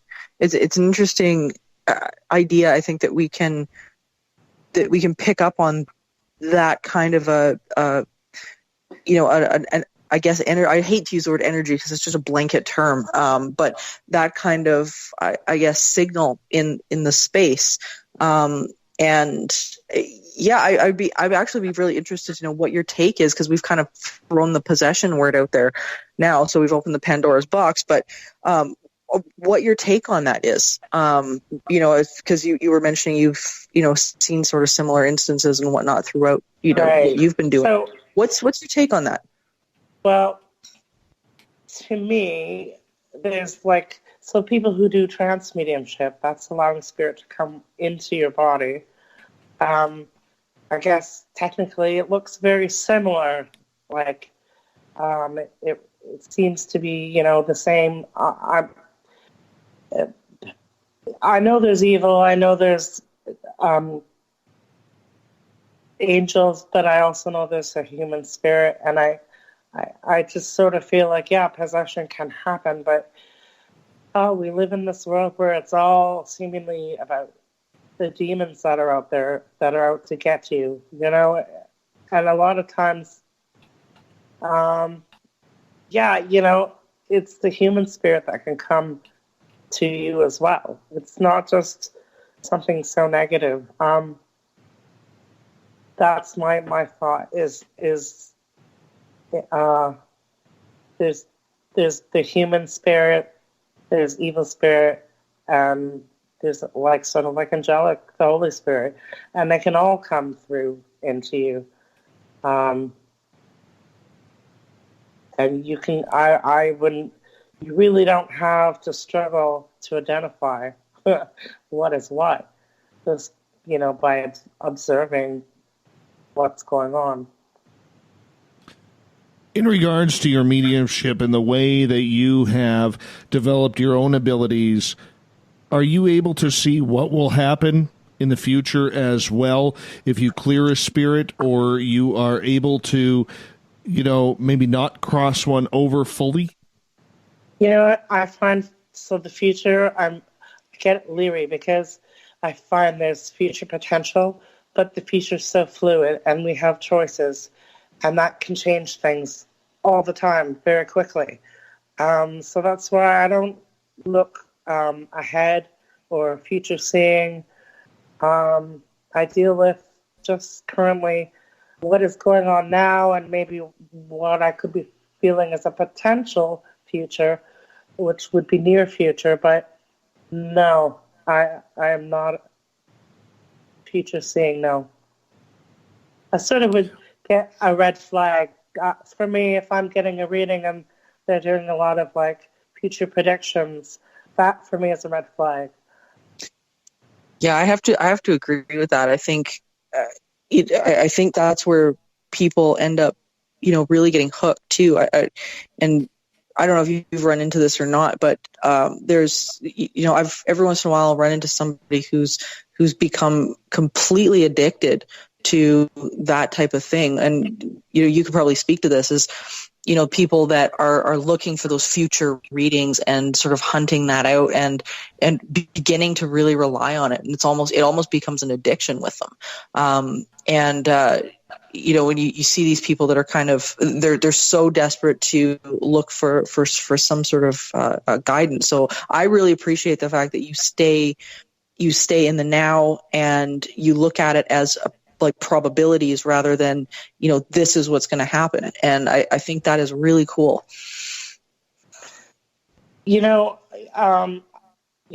it's for me, I just sort of think, I don't know, ethical mediumship, the future is so fluid. So, right. And there's choices that can be made. And I mean, I can tell you something and you may go, you're going to have to wait right until we get back from break here. Charlene, sorry to cut you off. Ghosts of the Great White North continues on Spaced Out Radio. We got half an hour left with Ghosts. We'll be back.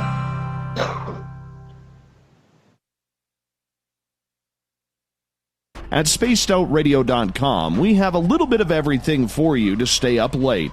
So while you're there, check out our SOR Newswire, where our team brings you stories of the weird and strange to the WTF from around the globe. News on Bigfoot, UFOs, paranormal, Darwinian-type crime tales. It's the stories that the mainstream media usually won't touch. Well, we got them all on the SOR Newswire, only at spacedoutradio.com.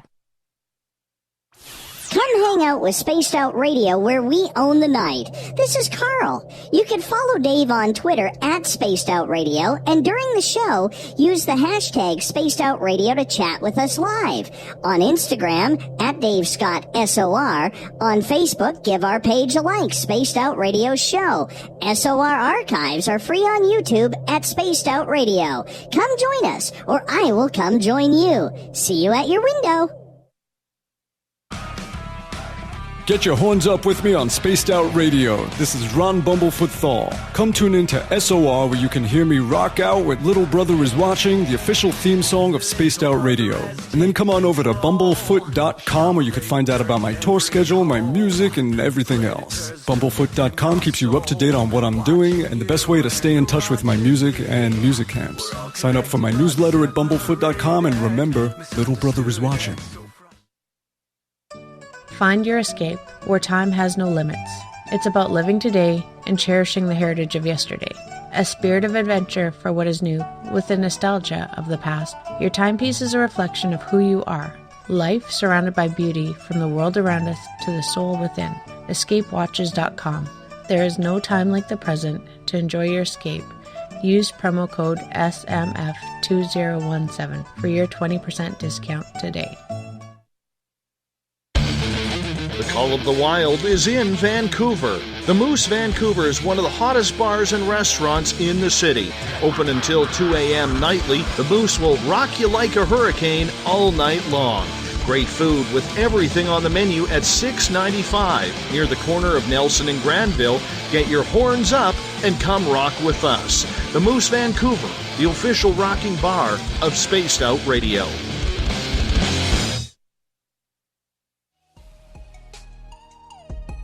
Canada's largest UFO conference is ready to roll in Toronto this September 21st and 22nd at the Alien Cosmic Expo. This year is about the experience.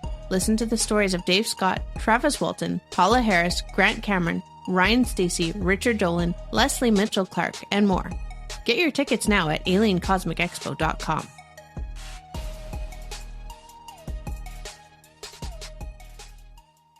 Visit purpleplates.com today. For over 40 years, the Purple Energy Plates have been delivering amazing results for their many customers. Inspired by the great genius Nikola Tesla, the harmony, healing, and energetic effects of the plates have proven over and over to be beneficial and often miraculous to thousands of customers.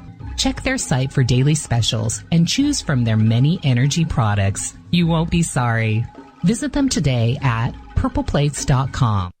So, you love talk radio? Then you'll love TalkStreamLive.com. TalkStream Live is always on, 24/7, with the best streaming talk shows. Find your favorite talkers and discover some new ones. It's free, readily available online or on mobile with any smartphone or tablet. Finding your favorite talk shows all in one place has gotten a whole lot easier. Just go to TalkStreamLive.com. Be sure to download the free apps from Google Play or the iTunes App Store.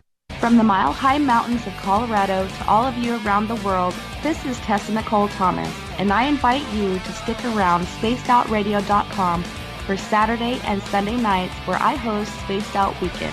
Let me take you on a wild ride of weird and strange topics, from ghosts and ETs to remote viewing, psychic phenomena, and so much more. We get going at 9 p.m. Pacific, midnight Eastern Time on Spaced Out Weekend, where we own the night. The freedom to post what you want, when you want. That's the social media freedom you need. Social Media Freedom is the free app in your app store. No need to worry about going to jail or being shadow banned any longer. It's the freedom to say what you feel. The freedom to know Big Brother isn't watching. It's the way social media is supposed to be. Social Media Freedom. It's time to set yourself free.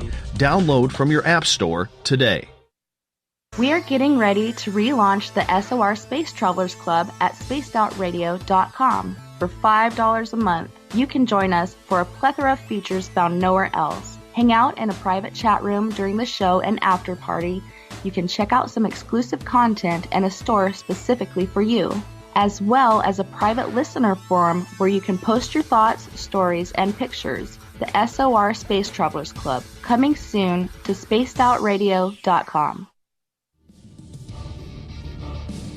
Come get spooked at the 4th Annual Forest Moon Paracon in Cedar-Woolley, Washington, Saturday, September 28th. UFOs, ghosts, aliens, Bigfoot. Speakers include Mike Morin and Jason Jordan, R. Keith Andrews, and Dave Scott from Spaced Out Radio, and so much more. There will be workshops and a VIP roundtable. Get early bird tickets now at fmparacon.com.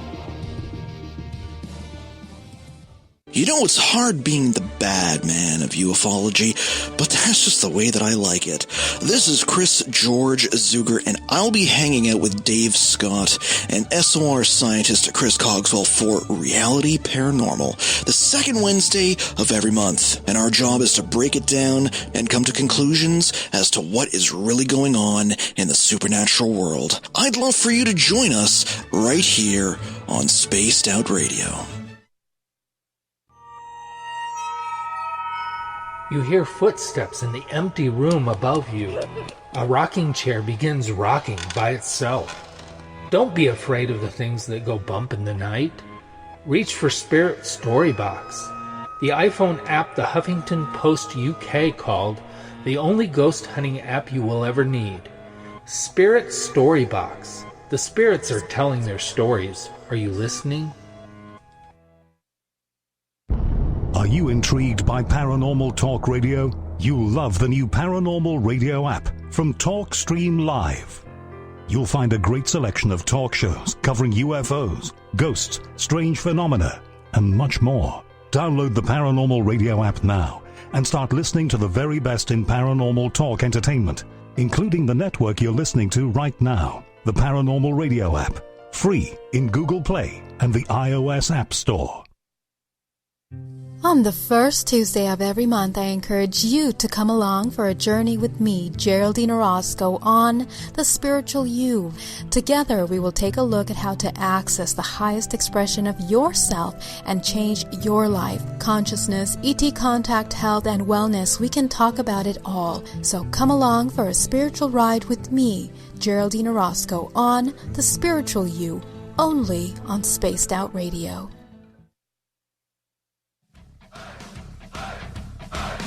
Would you like to connect with us? Head to spacedoutradio.com for all your latest show info. Now, back to Dave Scott and SOR. Welcome back to the third and final hour of Spaced Out Radio. Tonight, I am your host, Dave Scott. Thank you so much for being with us. Tomorrow night on the show, Joe Firmage is here. We're going to talk UFOs, space, technology. Where are we heading into the field of the unknown, way up in the stars? We get going at 9:06 Pacific, 12:06 a.m. Eastern at spacedoutradio.com. Hi to everyone listening in on our brand new affiliate in Dangerfield, Texas, KDNF AM 1560, on KDUN AM 1030 in Reedsport, Oregon, KZFX 93.7 FM in Ridgecrest, California, WQEE 99.1 FM in Newnan, Georgia, and UPRN 107.7 FM in New Orleans. On the digital side, hi to everyone listening in on Revolution Radio and Deep Talk Radio. Remember, all of our archives are free for you at youtube.com/spaced out radio. Just do me the favor, hit that subscribe button. The Desert Clam has set the password for tonight in the SOR Space Travelers Club. Peculiar is your password. Make sure you use it wisely, Space Travelers, as the Clam sets the password each and every night right here on the mighty SOR. Our website is spacedoutradio.com, where usually we have a plethora of features for you, but right now we have a plethora of the Gavinators' work being built as we are constructing a brand new website just for you. On Ghosts of the Great White North, it happens the third Wednesday of every month as we are hanging out with Morgan Knudsen from Haunted Hospitals and Paranormal 911 television shows, along with Mike Morin from Haunted Crew of Canada. Special guest, Charlene Loeppky, psychic medium who helps paranormal teams out of Calgary, Alberta. Everybody, welcome back to the show. Now, Charlene, in regards to your abilities to be able to communicate with spirits on the other side, what are these spirits telling you? Have they ever given you any sort of idea of what it's like over there? I've gotten more of a feeling of what it's like, and how to explain that is absolutely the sheer joy. I don't even know, there's sort of no words to explain that. It's like literally like you're walking through the door, basically, and you go from being in this body to being released, and it's the most beautiful feeling, apparently. Like something you can't resist, you're just drawn to. It's absolutely, I don't think we have the words for it to express how it is. It's just... well, do your best for me, my dear, because our audience likes words. Well, it's just mind-blowing. I mean, you take someone who's been sick for so long, and all of a sudden they just walk through the door and they're feeling good again. They're feeling young again. They maybe, have the ability to talk again. They are just, it's like an elation.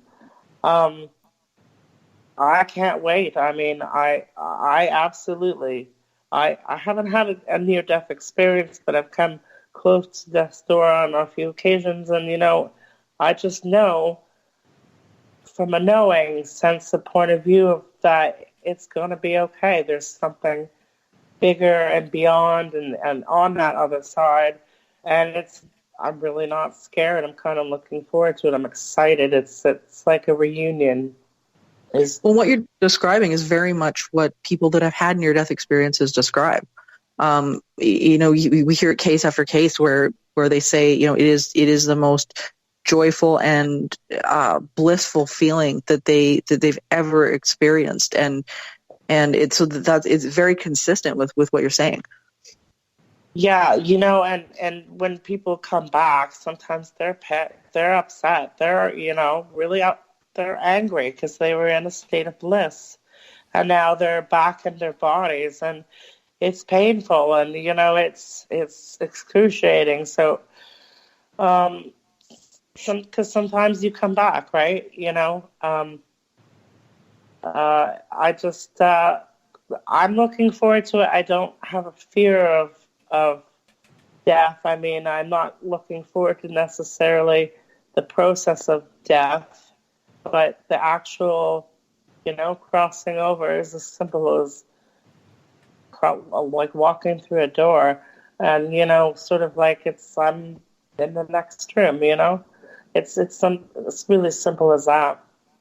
Now we were talking kind of. Oh, sorry. Go ahead. No. Well, I was just going to say it's like people think heaven is up here and hell is down there, but really, I think your afterlife, your spirit world, your heaven is right in front of you.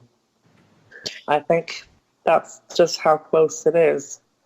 Yeah, I love that, and I think, I think we've talked a bit about that, and the idea that this could be something that's really joyful. But of course, we know that there's the other side to it too, where there's a lot of the clients and things like that end up I know for myself at least that end up coming to me are people that they're in serious distress with the type of haunting that's going on and whatnot. Do you have any freaky or what our audience would consider, frightening occurrences that have happened with you? Well, frightening for me. It was really curious. It was really playful feeling. But so it's Christmas time, and I had my nativity set up, and it's an African wood. It's beautiful, and you literally have to have everything squished together for them to stand. And in the morning, I look, and there's Joseph, it was literally plucked up and brought over to the middle of the room. There's no way, it could have fallen without disturbing anything else, let alone get that far into the room. And I just, you sort of get that playful feeling where, at one point in time, that would have freaked me out, and that would have made me have my, house for sale sign up that day, thinking. But I had a different thought about it, it really, I wasn't fearful of it. That's what made it really a good experience, right? Well, it's so funny because, from an investigator's perspective, and we so get used to some of this stuff where we look at it and we say this is amazing, and then you get the average person who's not used to experiencing things moving in a space that shouldn't be moving, and it's it frightens the heck out of them. I had a case on the north end of the city in Edmonton where we had a family who were experiencing quite an ordeal of a haunting. It was a negative entity that was basically hanging around in their son's basement. The son was a older teenager, and it got quite violent with him. And it was the entity was very protective over the space, which happened to be this guy's bedroom. And he ended up severely attacked. He ended up in the hospital with a head injury. but it was it was quite a frightening experience, but the movement of the objects that was going on around the house was really fascinating. People were experiencing chairs being stacked, and they'd wake up in the morning and there would be dishes piled up in strange orientations and all sorts of things. But it was but the phenomenon that was going on around it was really quite interesting. It turned out that the house itself was the house of a biker gang originally, and they had a weird piece of drywall in the basement, and we realized that it didn't match anything on the upper level. There was nothing that should have been behind this piece of drywall. It was really, really weird. So we told them they might want to cut a hole in their drywall there and figure it out.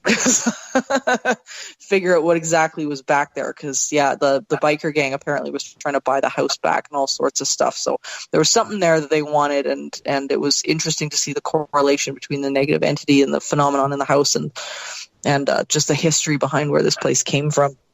Do you have you ever run into something where the history of the place has dictated some of the phenomenon or the readings that you're picking up in? Yeah, but honestly, you got to go back and do your research and do your history and have the ability to have the history available to you. Just like, homeowners reporting, seeing, this woman, and, they're describing it a certain way, and you go back to history, and they're telling you a story, and you do a little digging and your homework, and it matches what either has gone on the house or even the land. There's a lot of things I think that definitely can affect, but you have to have a researcher, and a good one, because sometimes then you won't get your answers. When you're doing any type of medium work, do you like to go in completely blind to it, or do you like sort of a bit of a hint as to where you're going, or do you just say, give me the address and that's it? It's just fun to show up, and fun. I say more of a curious, like as an observer, like let's just see, let's just go. I don't really want to know information. Let's just go and have this experience and see what happens.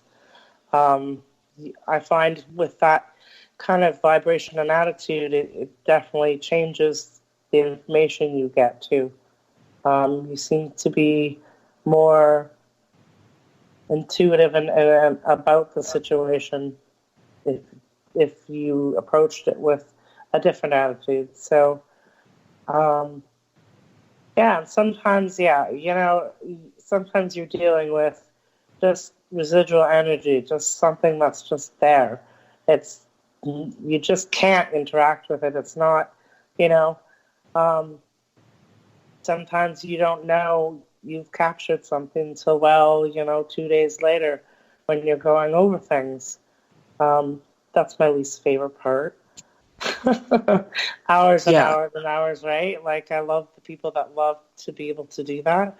But that's sometimes when you get your...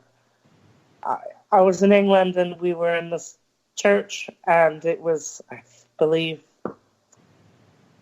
early 1900, and, we're doing this investigation. And the next day, we come back and listen to the audio, and they're stomping and banging, and clearly, there was none of that going on when we were there, but it shows up in your audio. So sometimes you'll get a lot of those experiences. How often do you work with other teams or groups of the paranormal? You know what? I'm getting back into connecting with having more paranormal group experiences.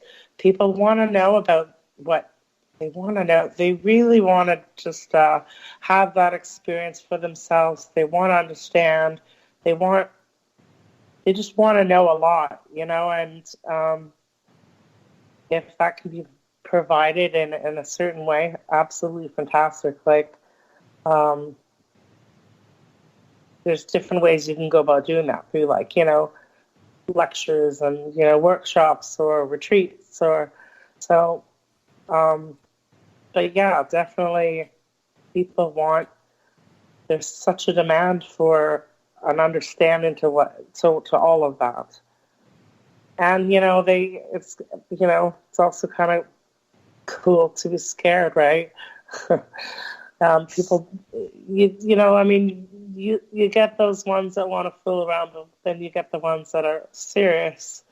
And then you get the people that are asking for serious help. So, that's the other thing is, like, I don't go out and seek for locations to kind of look for.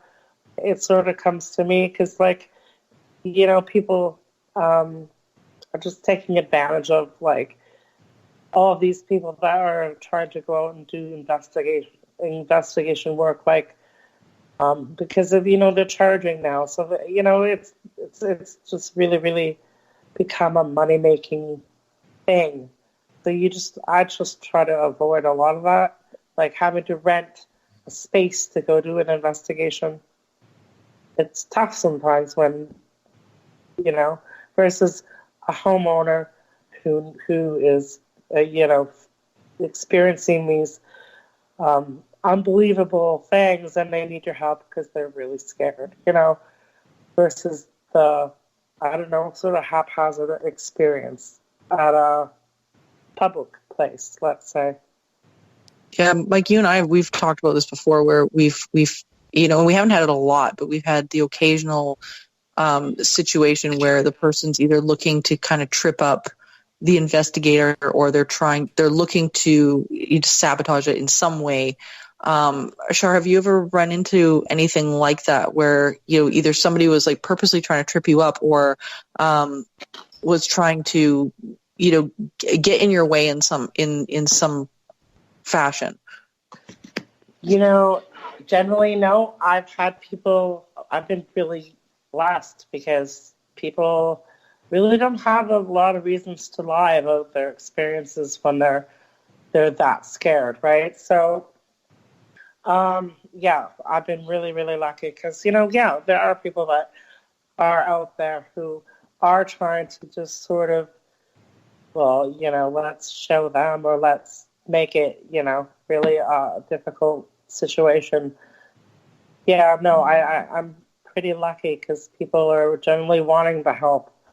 And I'm finding, they're not lying, or they're not being dishonest, or trying to disprove everything, They're there for a certain reason generally, so. Well, Mike, you said you found that as well. I have. We find it with our mediums. Like my team, we use 2 different mediums, and I find a lot. Sometimes, when we go on investigations, they like to ask one medium one question, and then go to the other side of the room and go ask the medium the other question. And then they'll be like, "Well, medium A said this. How come medium B didn't say that?" So we get that a lot. I'm just wondering if people ever try and, even if you're, I don't want to use the word off, but even if you're, I'll use the word off on something you've said, do you find people jump all over you? Sometimes, I call it like jumping on the train. Like, people go with the conversation, they get all excited, and they think, you can cause a hysteria almost, or you can, it depends how it's approached, just, it depends who's giving you this information, and how you respond makes a huge difference, right? Like, I just find that people generally have good hearts. They just don't know. They're not educated, and they're unsure of what is going on around them, right? And it takes people who are educated, and they know, and just to share, and then it's up to that person to, go take what you've given them, and hopefully it resolves a situation for them.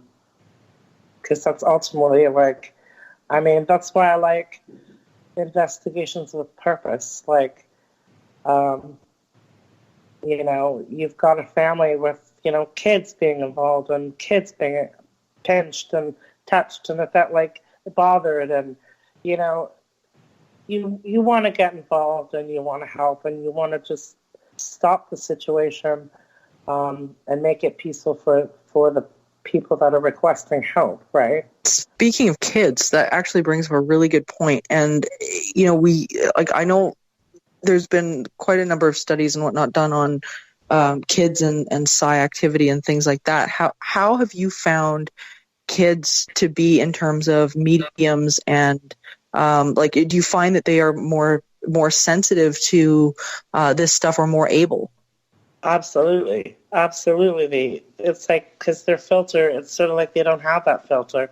They are just almost like a direct, it's for, I would think, like energy, spirit, whatever you call it. It's so easy to get their attention, you know, and they respond. So that's why I'm like, I was kind of disappointed because as a child, I didn't see that, you know, I didn't have that experience. So, and I'm thinking, you know, that's strange. I'm a medium. I should have been born knowing I could, you know, do this as a child. But I was an empath, definitely an empathic child.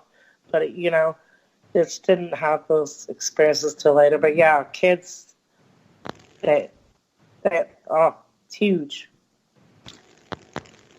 As a medium, do you have...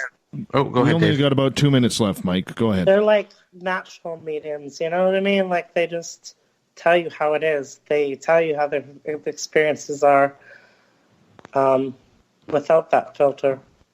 As a medium, do you have any no-go zones when you're doing readings? I'll give you an example of what I mean. One of the mediums I know, she won't go into details of, let's say, if I say, what does Morgan think of me? She would say that is inappropriate to ask because you're dialing into Morgan and what she's thinking.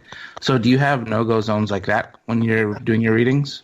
Absolutely. Yeah, you know what? It's about, you know, the questions need to be directed about you and, you know, generally people who have passed. It's not, I know people want answers so desperately. They want you to solve their problems for you.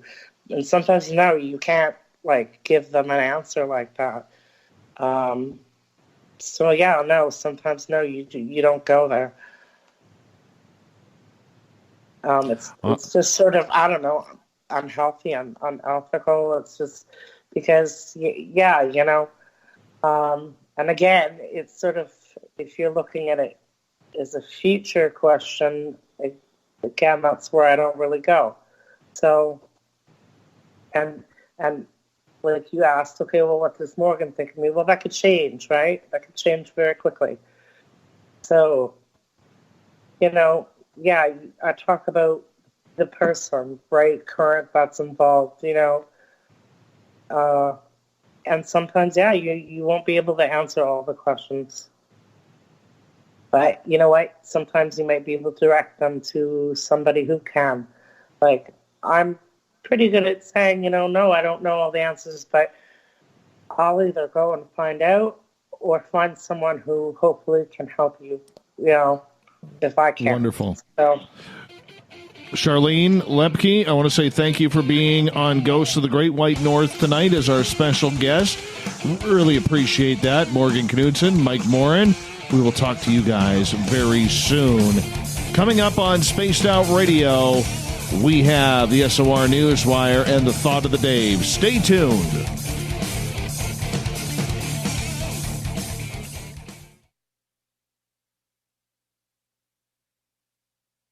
Coming soon to our website, spacedoutradio.com, is the SOR Space Travelers Club. For just $5 a month, you can get into a private area on our site where you can hang with other listeners in our chat room, post in our forum, and check out a bunch of exclusive content and store that won't be found anywhere else, including a nightly after-show party with Dave.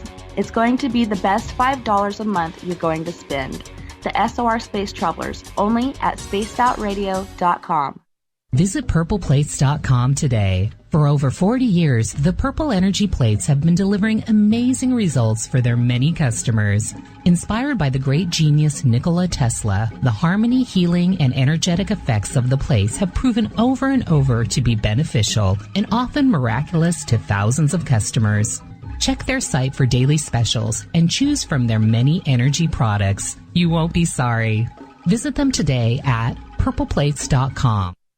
Hello, this is your guitar man, Ron Bumblefoot Thaw, and I have to tell you, I love the response I get for Little Brother is Watching from Spaced Out Radio fans. It's amazing how music can inspire and make people think deeper about what's going on in the supernatural world. You can head over to my website, bumblefoot.com, to check out my music, my guitar workshops, my touring, even check out some of the hot sauces that I'm working on. And make sure you keep on listening, because with Spaced Out Radio, you know Little Brother is watching. So, you love talk radio? Then you'll love TalkStreamLive.com. TalkStream Live is always on, 24/7, with the best streaming talk shows. Find your favorite talkers and discover some new ones. It's free, readily available online or on mobile with any smartphone or tablet. Finding your favorite talk shows all in one place has gotten a whole lot easier. Just go to TalkStreamLive.com. Be sure to download the free apps from Google Play or the iTunes App Store. Come get spooked at the 4th Annual Forest Moon Paracon in Cedar-Woolley, Washington, Saturday, September 28th. UFOs, ghosts, aliens, Bigfoot. Speakers include Mike Morin and Jason Jordan, R. Keith Andrews, and Dave Scott from Spaced Out Radio, and so much more. There will be workshops and a VIP roundtable. Get early bird tickets now at fmparacon.com. A timepiece is a reflection of who you are, and what better way to show off the real you than with an Escape watch. Escape is a lifestyle brand accessorizing your days and nights. Choose to escape and create the life of discovery that you deserve. Dream, play, unite with your own personalized Escape watch. Head to escapewatches.com. There is no time like the present to enjoy your escape. Use promo code SMF2017 for your 20% discount today. Heading to Vancouver and looking for a night on the town? The Moose Vancouver is the bar that never stops rocking until 2 a.m. every night. The Moose has great food with everything on the menu from $6.95 to $8.95. Fantastic, vibrant staff and rock and roll that will bring you back to when the music was real, the hair was long, and the guitars were rocking. Get your party on at the Moose Vancouver, the official party bar of Spaced Out Radio. Coming up this September 21st and 22nd, all UFO eyes will be focused on Toronto for the 4th Annual Alien Cosmic Expo. Come listen to some of the biggest names and experiencers in ufology. Travis Walton, Paul Hellyer, Richard Dolan, Paula Harris, Grant Cameron, Randy Kramer, and Spaced Out Radio's own Dave Scott. Tickets are on sale now at aliencosmicexpo.com.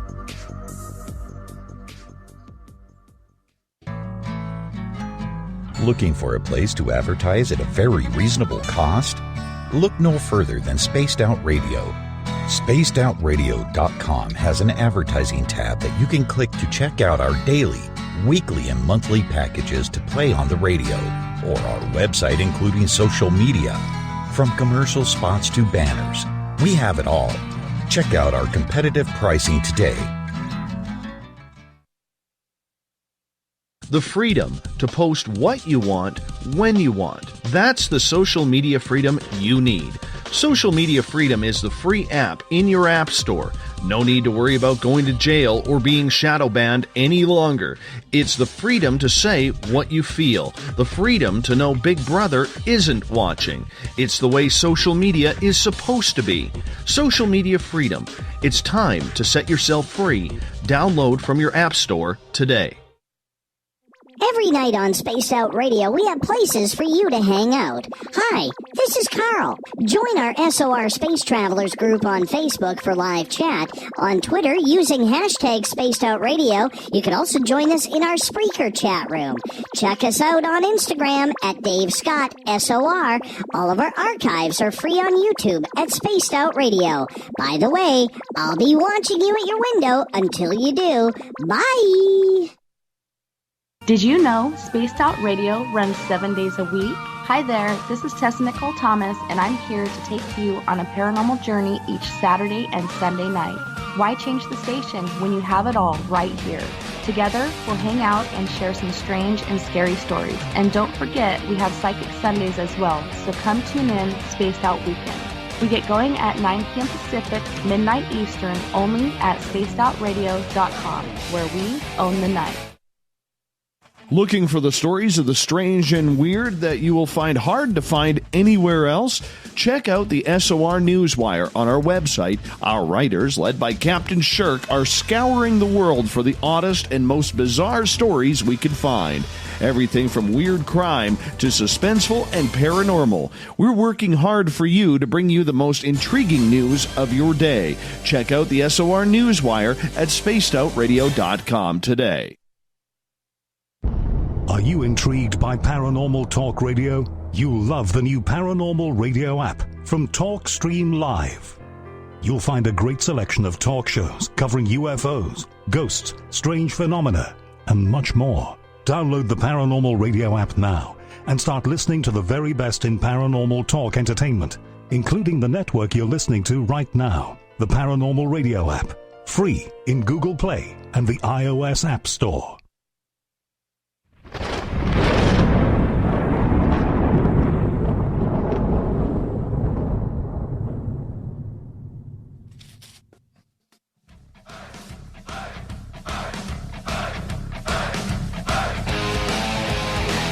We've rounded third. We're heading for home tonight on Spaced Out Radio. I am your host, Dave Scott, sitting in the captain's chair of SOR headquarters. Reminder, if you've missed most of this show and others, you can always download them from our YouTube channel, youtube.com/Spaced Out Radio. They are free for you, so all you got to do is check it on out. Hit that subscribe button as well. Maybe that little bell thing, too, in case you want some updates on when they get posted. And our website, spacedoutradio.com, currently under construction, but don't worry, the Gavinator has all the tools to fix it. Should be fixed by the remainder of this week. Now, let's get to the weird, the wacky, the WTF, the strange of the SOR Newswire.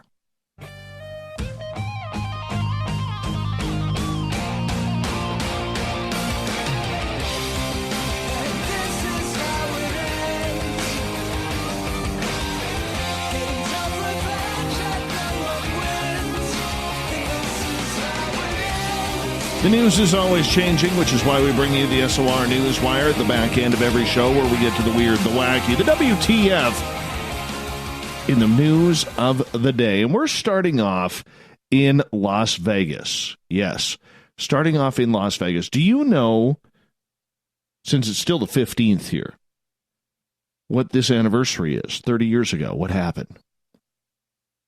Do you remember? I'll give you a hint. It's all about UFOs. Believe it or not, it was exactly 30 years ago today that a reporter named George Knapp at KLAS Channel 8 in Las Vegas, Action News. Sounds so Anchormanish. Action News, but he's that damn good. Aired an anonymous interview with a man named Dennis, who claimed to have worked on alien technology at a place called S4 near Groom Lake at Area 51. Obviously, a few months later, that man was revealed as Bob Lazar. Hard to believe, 30 years ago, that happened. Now, we've talked about this with George Knapp, if you go back in our archives for April 4th. This is a big-time story. This is the story that made George Knapp's career. Put Bob Lazar on the map, who coincidentally has never made a dime off of this story. It's very interesting indeed. Very interesting indeed that this story would become the epicenter of ufology. It would give George Knapp a reputation as being that weird, strange UFO guy. But look at him now. The Lazar movie from Jeremy Corbell just came out late last year.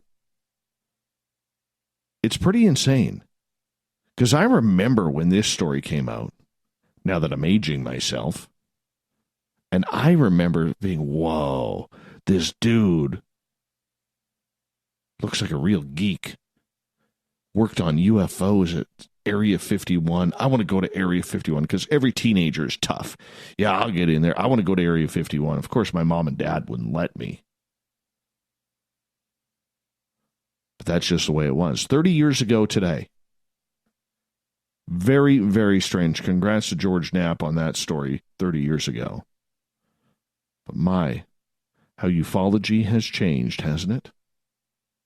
Who would have thought it would become so cutthroat, vicious, vile? Step into the wrestling ring. It's a cage match every night in ufology. Winner takes all, and nobody's won yet. Speaking of space, a bearded Ted Cruz, the Republican senator, has issued a dire warning about space pirates. Did you catch this story? Yeah. On C-SPAN, the man who looks like the Count from Sesame Street says, we need to arm space because there could be space pirates. To quote Cruz, since the ancient Greeks first put to sea, nations have recognized the necessity of naval forces and maintaining a superior capability to protect waterborne travel and commerce from bad actors. He went on to say, pirates threaten the open seas, and the same is possible in space. In this same way, I believe we must, too, now recognize the necessity of a space force to defend the nation and protect space commerce and civil space exploration. Now, the Trump administration is seeking $2 billion in new funding from Congress for the creation of the Space Force. This new military branch is projected to number about 15,000. Most of the soldiers and people involved will be moved over from different existing positions within the other 4 military branches, or 5 if you count the Coast Guard. Its annual budget, about $500 million. Over the $10 billion already being spent on unclassified programs. Yeah. So the big question is, who are these pirates that Senator Cruz is talking about? Are we talking about other countries figuring out that they can launch their own rockets? Wouldn't we see that anywhere on the planet? If somebody launched a rogue satellite or a rogue rocket with people on there carrying their swords, threatening to chop up all the other rockets and astronauts in the sky? Or is he talking about aliens? This is a weird story. It's a very weird story. Space pirates. This could be, and I'm not saying this, just put your tinfoil hat on for a second. What does Ted know? What if he is talking about aliens?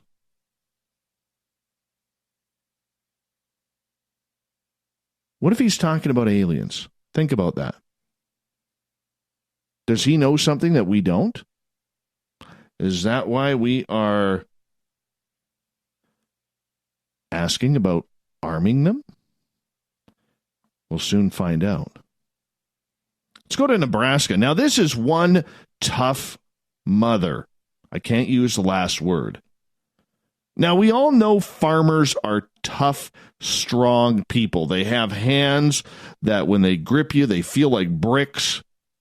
We all have that uncle or aunt who's worked on a farm their entire lives, and shaking hands with them, you could tell that they have had a life of hard work.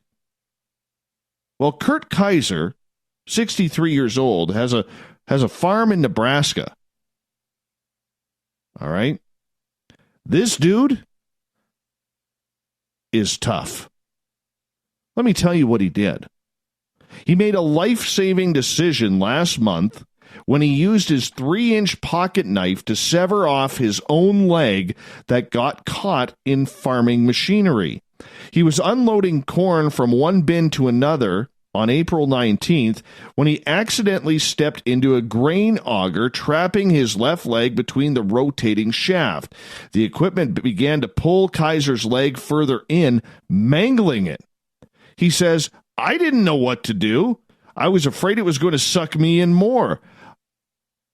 I about gave up and let it do what it was going to do.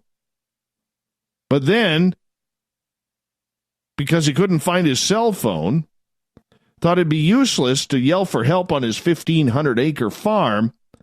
That's when his will to live kicked in. He saw the machine already removed his foot, and about 8 inches below his knee, he took out his pocket knife and started cutting. He says, when I was cutting the nerve endings, I could feel like every ping every time I sawed around that pipe. And all at once, it went, and it let me go, and I got the heck out of there. After he was freed, he crawled about 150, 200 feet to the nearest phone and was flown to a hospital, never lost consciousness. He was released from rehab over the weekend and will have to wait until his leg fully heals before he's fitted for a prosthetic. And after all that, he's optimistic because he feels lucky that he'll be able to walk again. He goes, some won't ever get out of their wheelchairs. What they've got is what they are. I know I will be walking again fairly normally. Other people can't and won't ever. This dude is tough, saving his own life like that. Good for him. That's inspiring. Inspiring, the will to live. All right, moving on. Now, when you go to China, and I've got friends who live over in China, okay? Apparently, this is a no-no. Don't be doing this. A man has been detained in eastern China by police for giving his dogs a name which appeared to mock government officials notorious for their brutal treatment of unlicensed street vendors.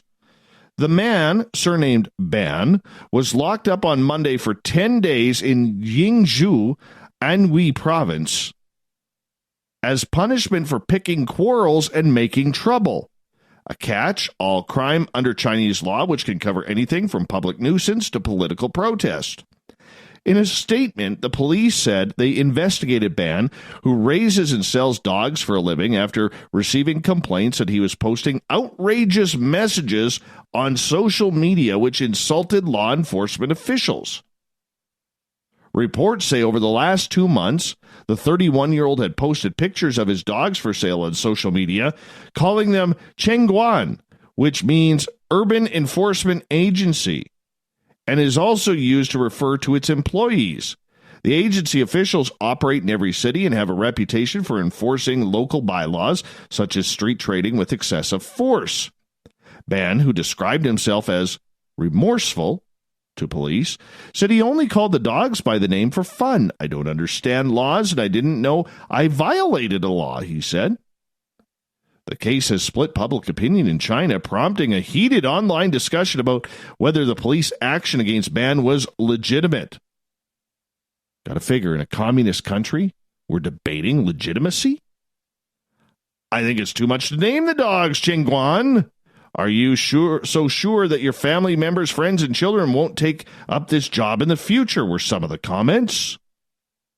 Cities would be in a mess without Chengguan, commented another internet user. But a third person wrote, it's not appropriate to call dogs Chengguan but it is so serious to put them in custody? Oh yeah, let the debate continue. So whatever you do, if you have a dog and you're taking it to China, don't name it Chengguan. Finally, in Marion County, Florida, a horse jockey is now accused of setting a woman's Marion County house on fire and then fleeing in a car that was painted to look like the General Lee. Oh, you'll never get found with that one. My goodness. So Oswald Pereira is suspected of setting the home on fire before leading deputies on a chase into Levy County. Neighbor Shirley Gravel captured the video of the fires. It raged uncontrollably. She and her husband, Larry, said they know Pereira from around the neighborhood as he worked as a jockey. He was always really nice to us, she said. Every time we were walking, he'll stop and say hi, and he loved his job, and I know he loved his family, so I honestly don't know. He must have been really distraught if it's him. Pereira was finally caught inside a home in Levy County. He was taken to hospital with burns to about 15% of his body. The 44-year-old has had run-ins with the law before, though. No, he's not a happy jockey. He was arrested on theft charges last month and charged with aggravated domestic battery from an incident that occurred in February 2018. He now faces charges of fleeing and eluding law enforcement, assault of an officer, violating a domestic violence protection order as well. The woman of the house was not hurt, thank goodness, and the fire crew saved at least 2 dogs that were in the house. No word yet whether the jockey has lit his last fire or whether he will be charged with arson. Let's get to the thought of the day.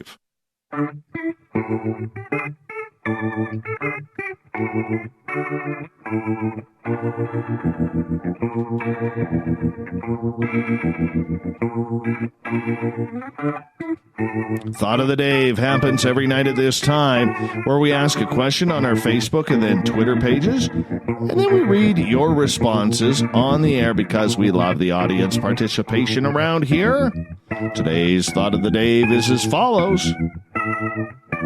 Tell me about your most recent ghost experience. Oh, we had some good ones today. Let me tell you. Well, last night, Nikki says, the sensation of a hand on my shoulder to my neck, my arm, and my spine were warm. Just like right now, as if those areas are being lightly rubbed, and no other areas are like that. Typically, it means one of my loved ones are letting me know they are near me or right behind. John, one of my most recent, this goes back to February 2016 when my mom died. I had stopped somewhere after the funeral service, was sitting in my vehicle all by myself when I jumped. There was a loud hand slap on the back of my seat. Mom always said she would play tricks on us after she passed on, and she sure did that day. My dad has had several weird occurrences since she passed as well. Here's an eerie one by Francesca. After my husband passed, I could hear him walking down the hall, and only to confirm it, I then saw his shadow walk into the bathroom. Ooh. That's scary.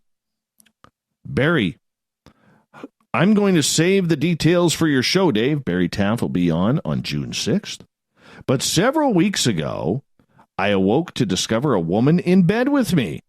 Problem was, no one was in my bed when I went to sleep.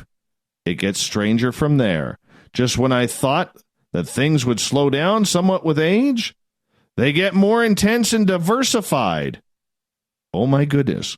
Barry's bringing paranormal porn to Spaced Out Radio on June 6th. He says more on your show. Thanks, Barry Taff. Appreciate that. Robin, I saw a woman walking on my porch with her wedding gown on and a veil over her face. Harlan, previous tenant from current dwelling had passed away, but no hauntings yet. Well, I guess that's not a ghost story. Why do I read these?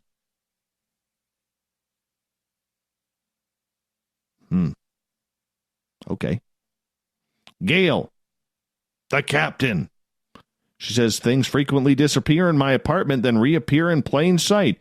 It used to be mostly spoons. Now it's my glasses. I've stopped laying them down. I just put them on top of my head so wherever or whoever it is will leave them alone.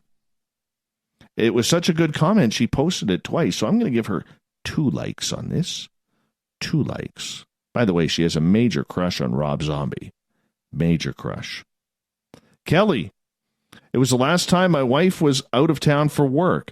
I go to bed, and it's made her side is untouched, and we have a king-size bed, so I only need a quarter of that. I wake up in the morning, and the blanket is pulled over on her side like someone had just gotten out of bed. I felt someone get out of bed. My wife was in Miami, a 6-hour drive away from me. Needless to say, I changed my underpants, took the dogs out, and went to work. Brian, this took place 2 weeks ago. Around 11 a.m., I was at Isle Lake Country Club in Eastchester, New York, to drop off some bag custom apparel my company produces for customers.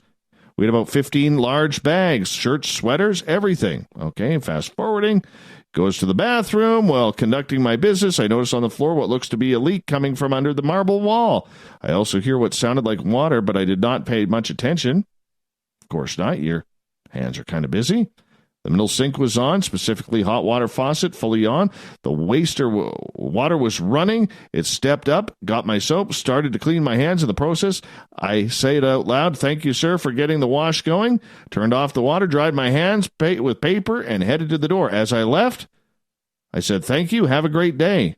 I walked out to the lady at the desk, told her of the leak. Then my wife and I headed outside of the car. I said to her, "I just had a crazy experience.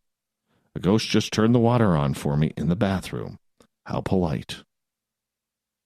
Big thank you to everybody taking part in the Thought of the Dave, the SOR Newswire, brought to you by Captain Shirk, our intrepid news director. You can find all of our news on Facebook right now at the SOR Newswire, so make sure you check it on out. Give our page a like. Tomorrow night on the show, Joe Firmage is here. It's going to be a little controversial. We're getting into UFOs, space technology. 9:06 Pacific, 12:06 a.m. Eastern at spacedoutradio.com. We got Mr. Ron Bumblefoot Thal rocking in the background with Little Brother is Watching. Bumblefoot is the official music of Spaced Out Radio, rocking us in and out of every single show. Get your horns up for the guitar god himself. Special thanks to everybody listening in at home, in your work, or in your cars at work, in our chat rooms, wherever you may be. Remember, Spaced Out Radio is copyright by SOR Media Ventures Limited, so make sure you continue to tell your friends, do your part to make us bigger and better every single night. You know why? We're watching. Because together, my friends, we own the night. I'll talk to you in 21 hours from now. Mr. Bumblefoot.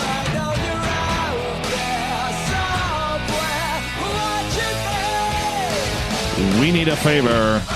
We need you to take us home. Good night.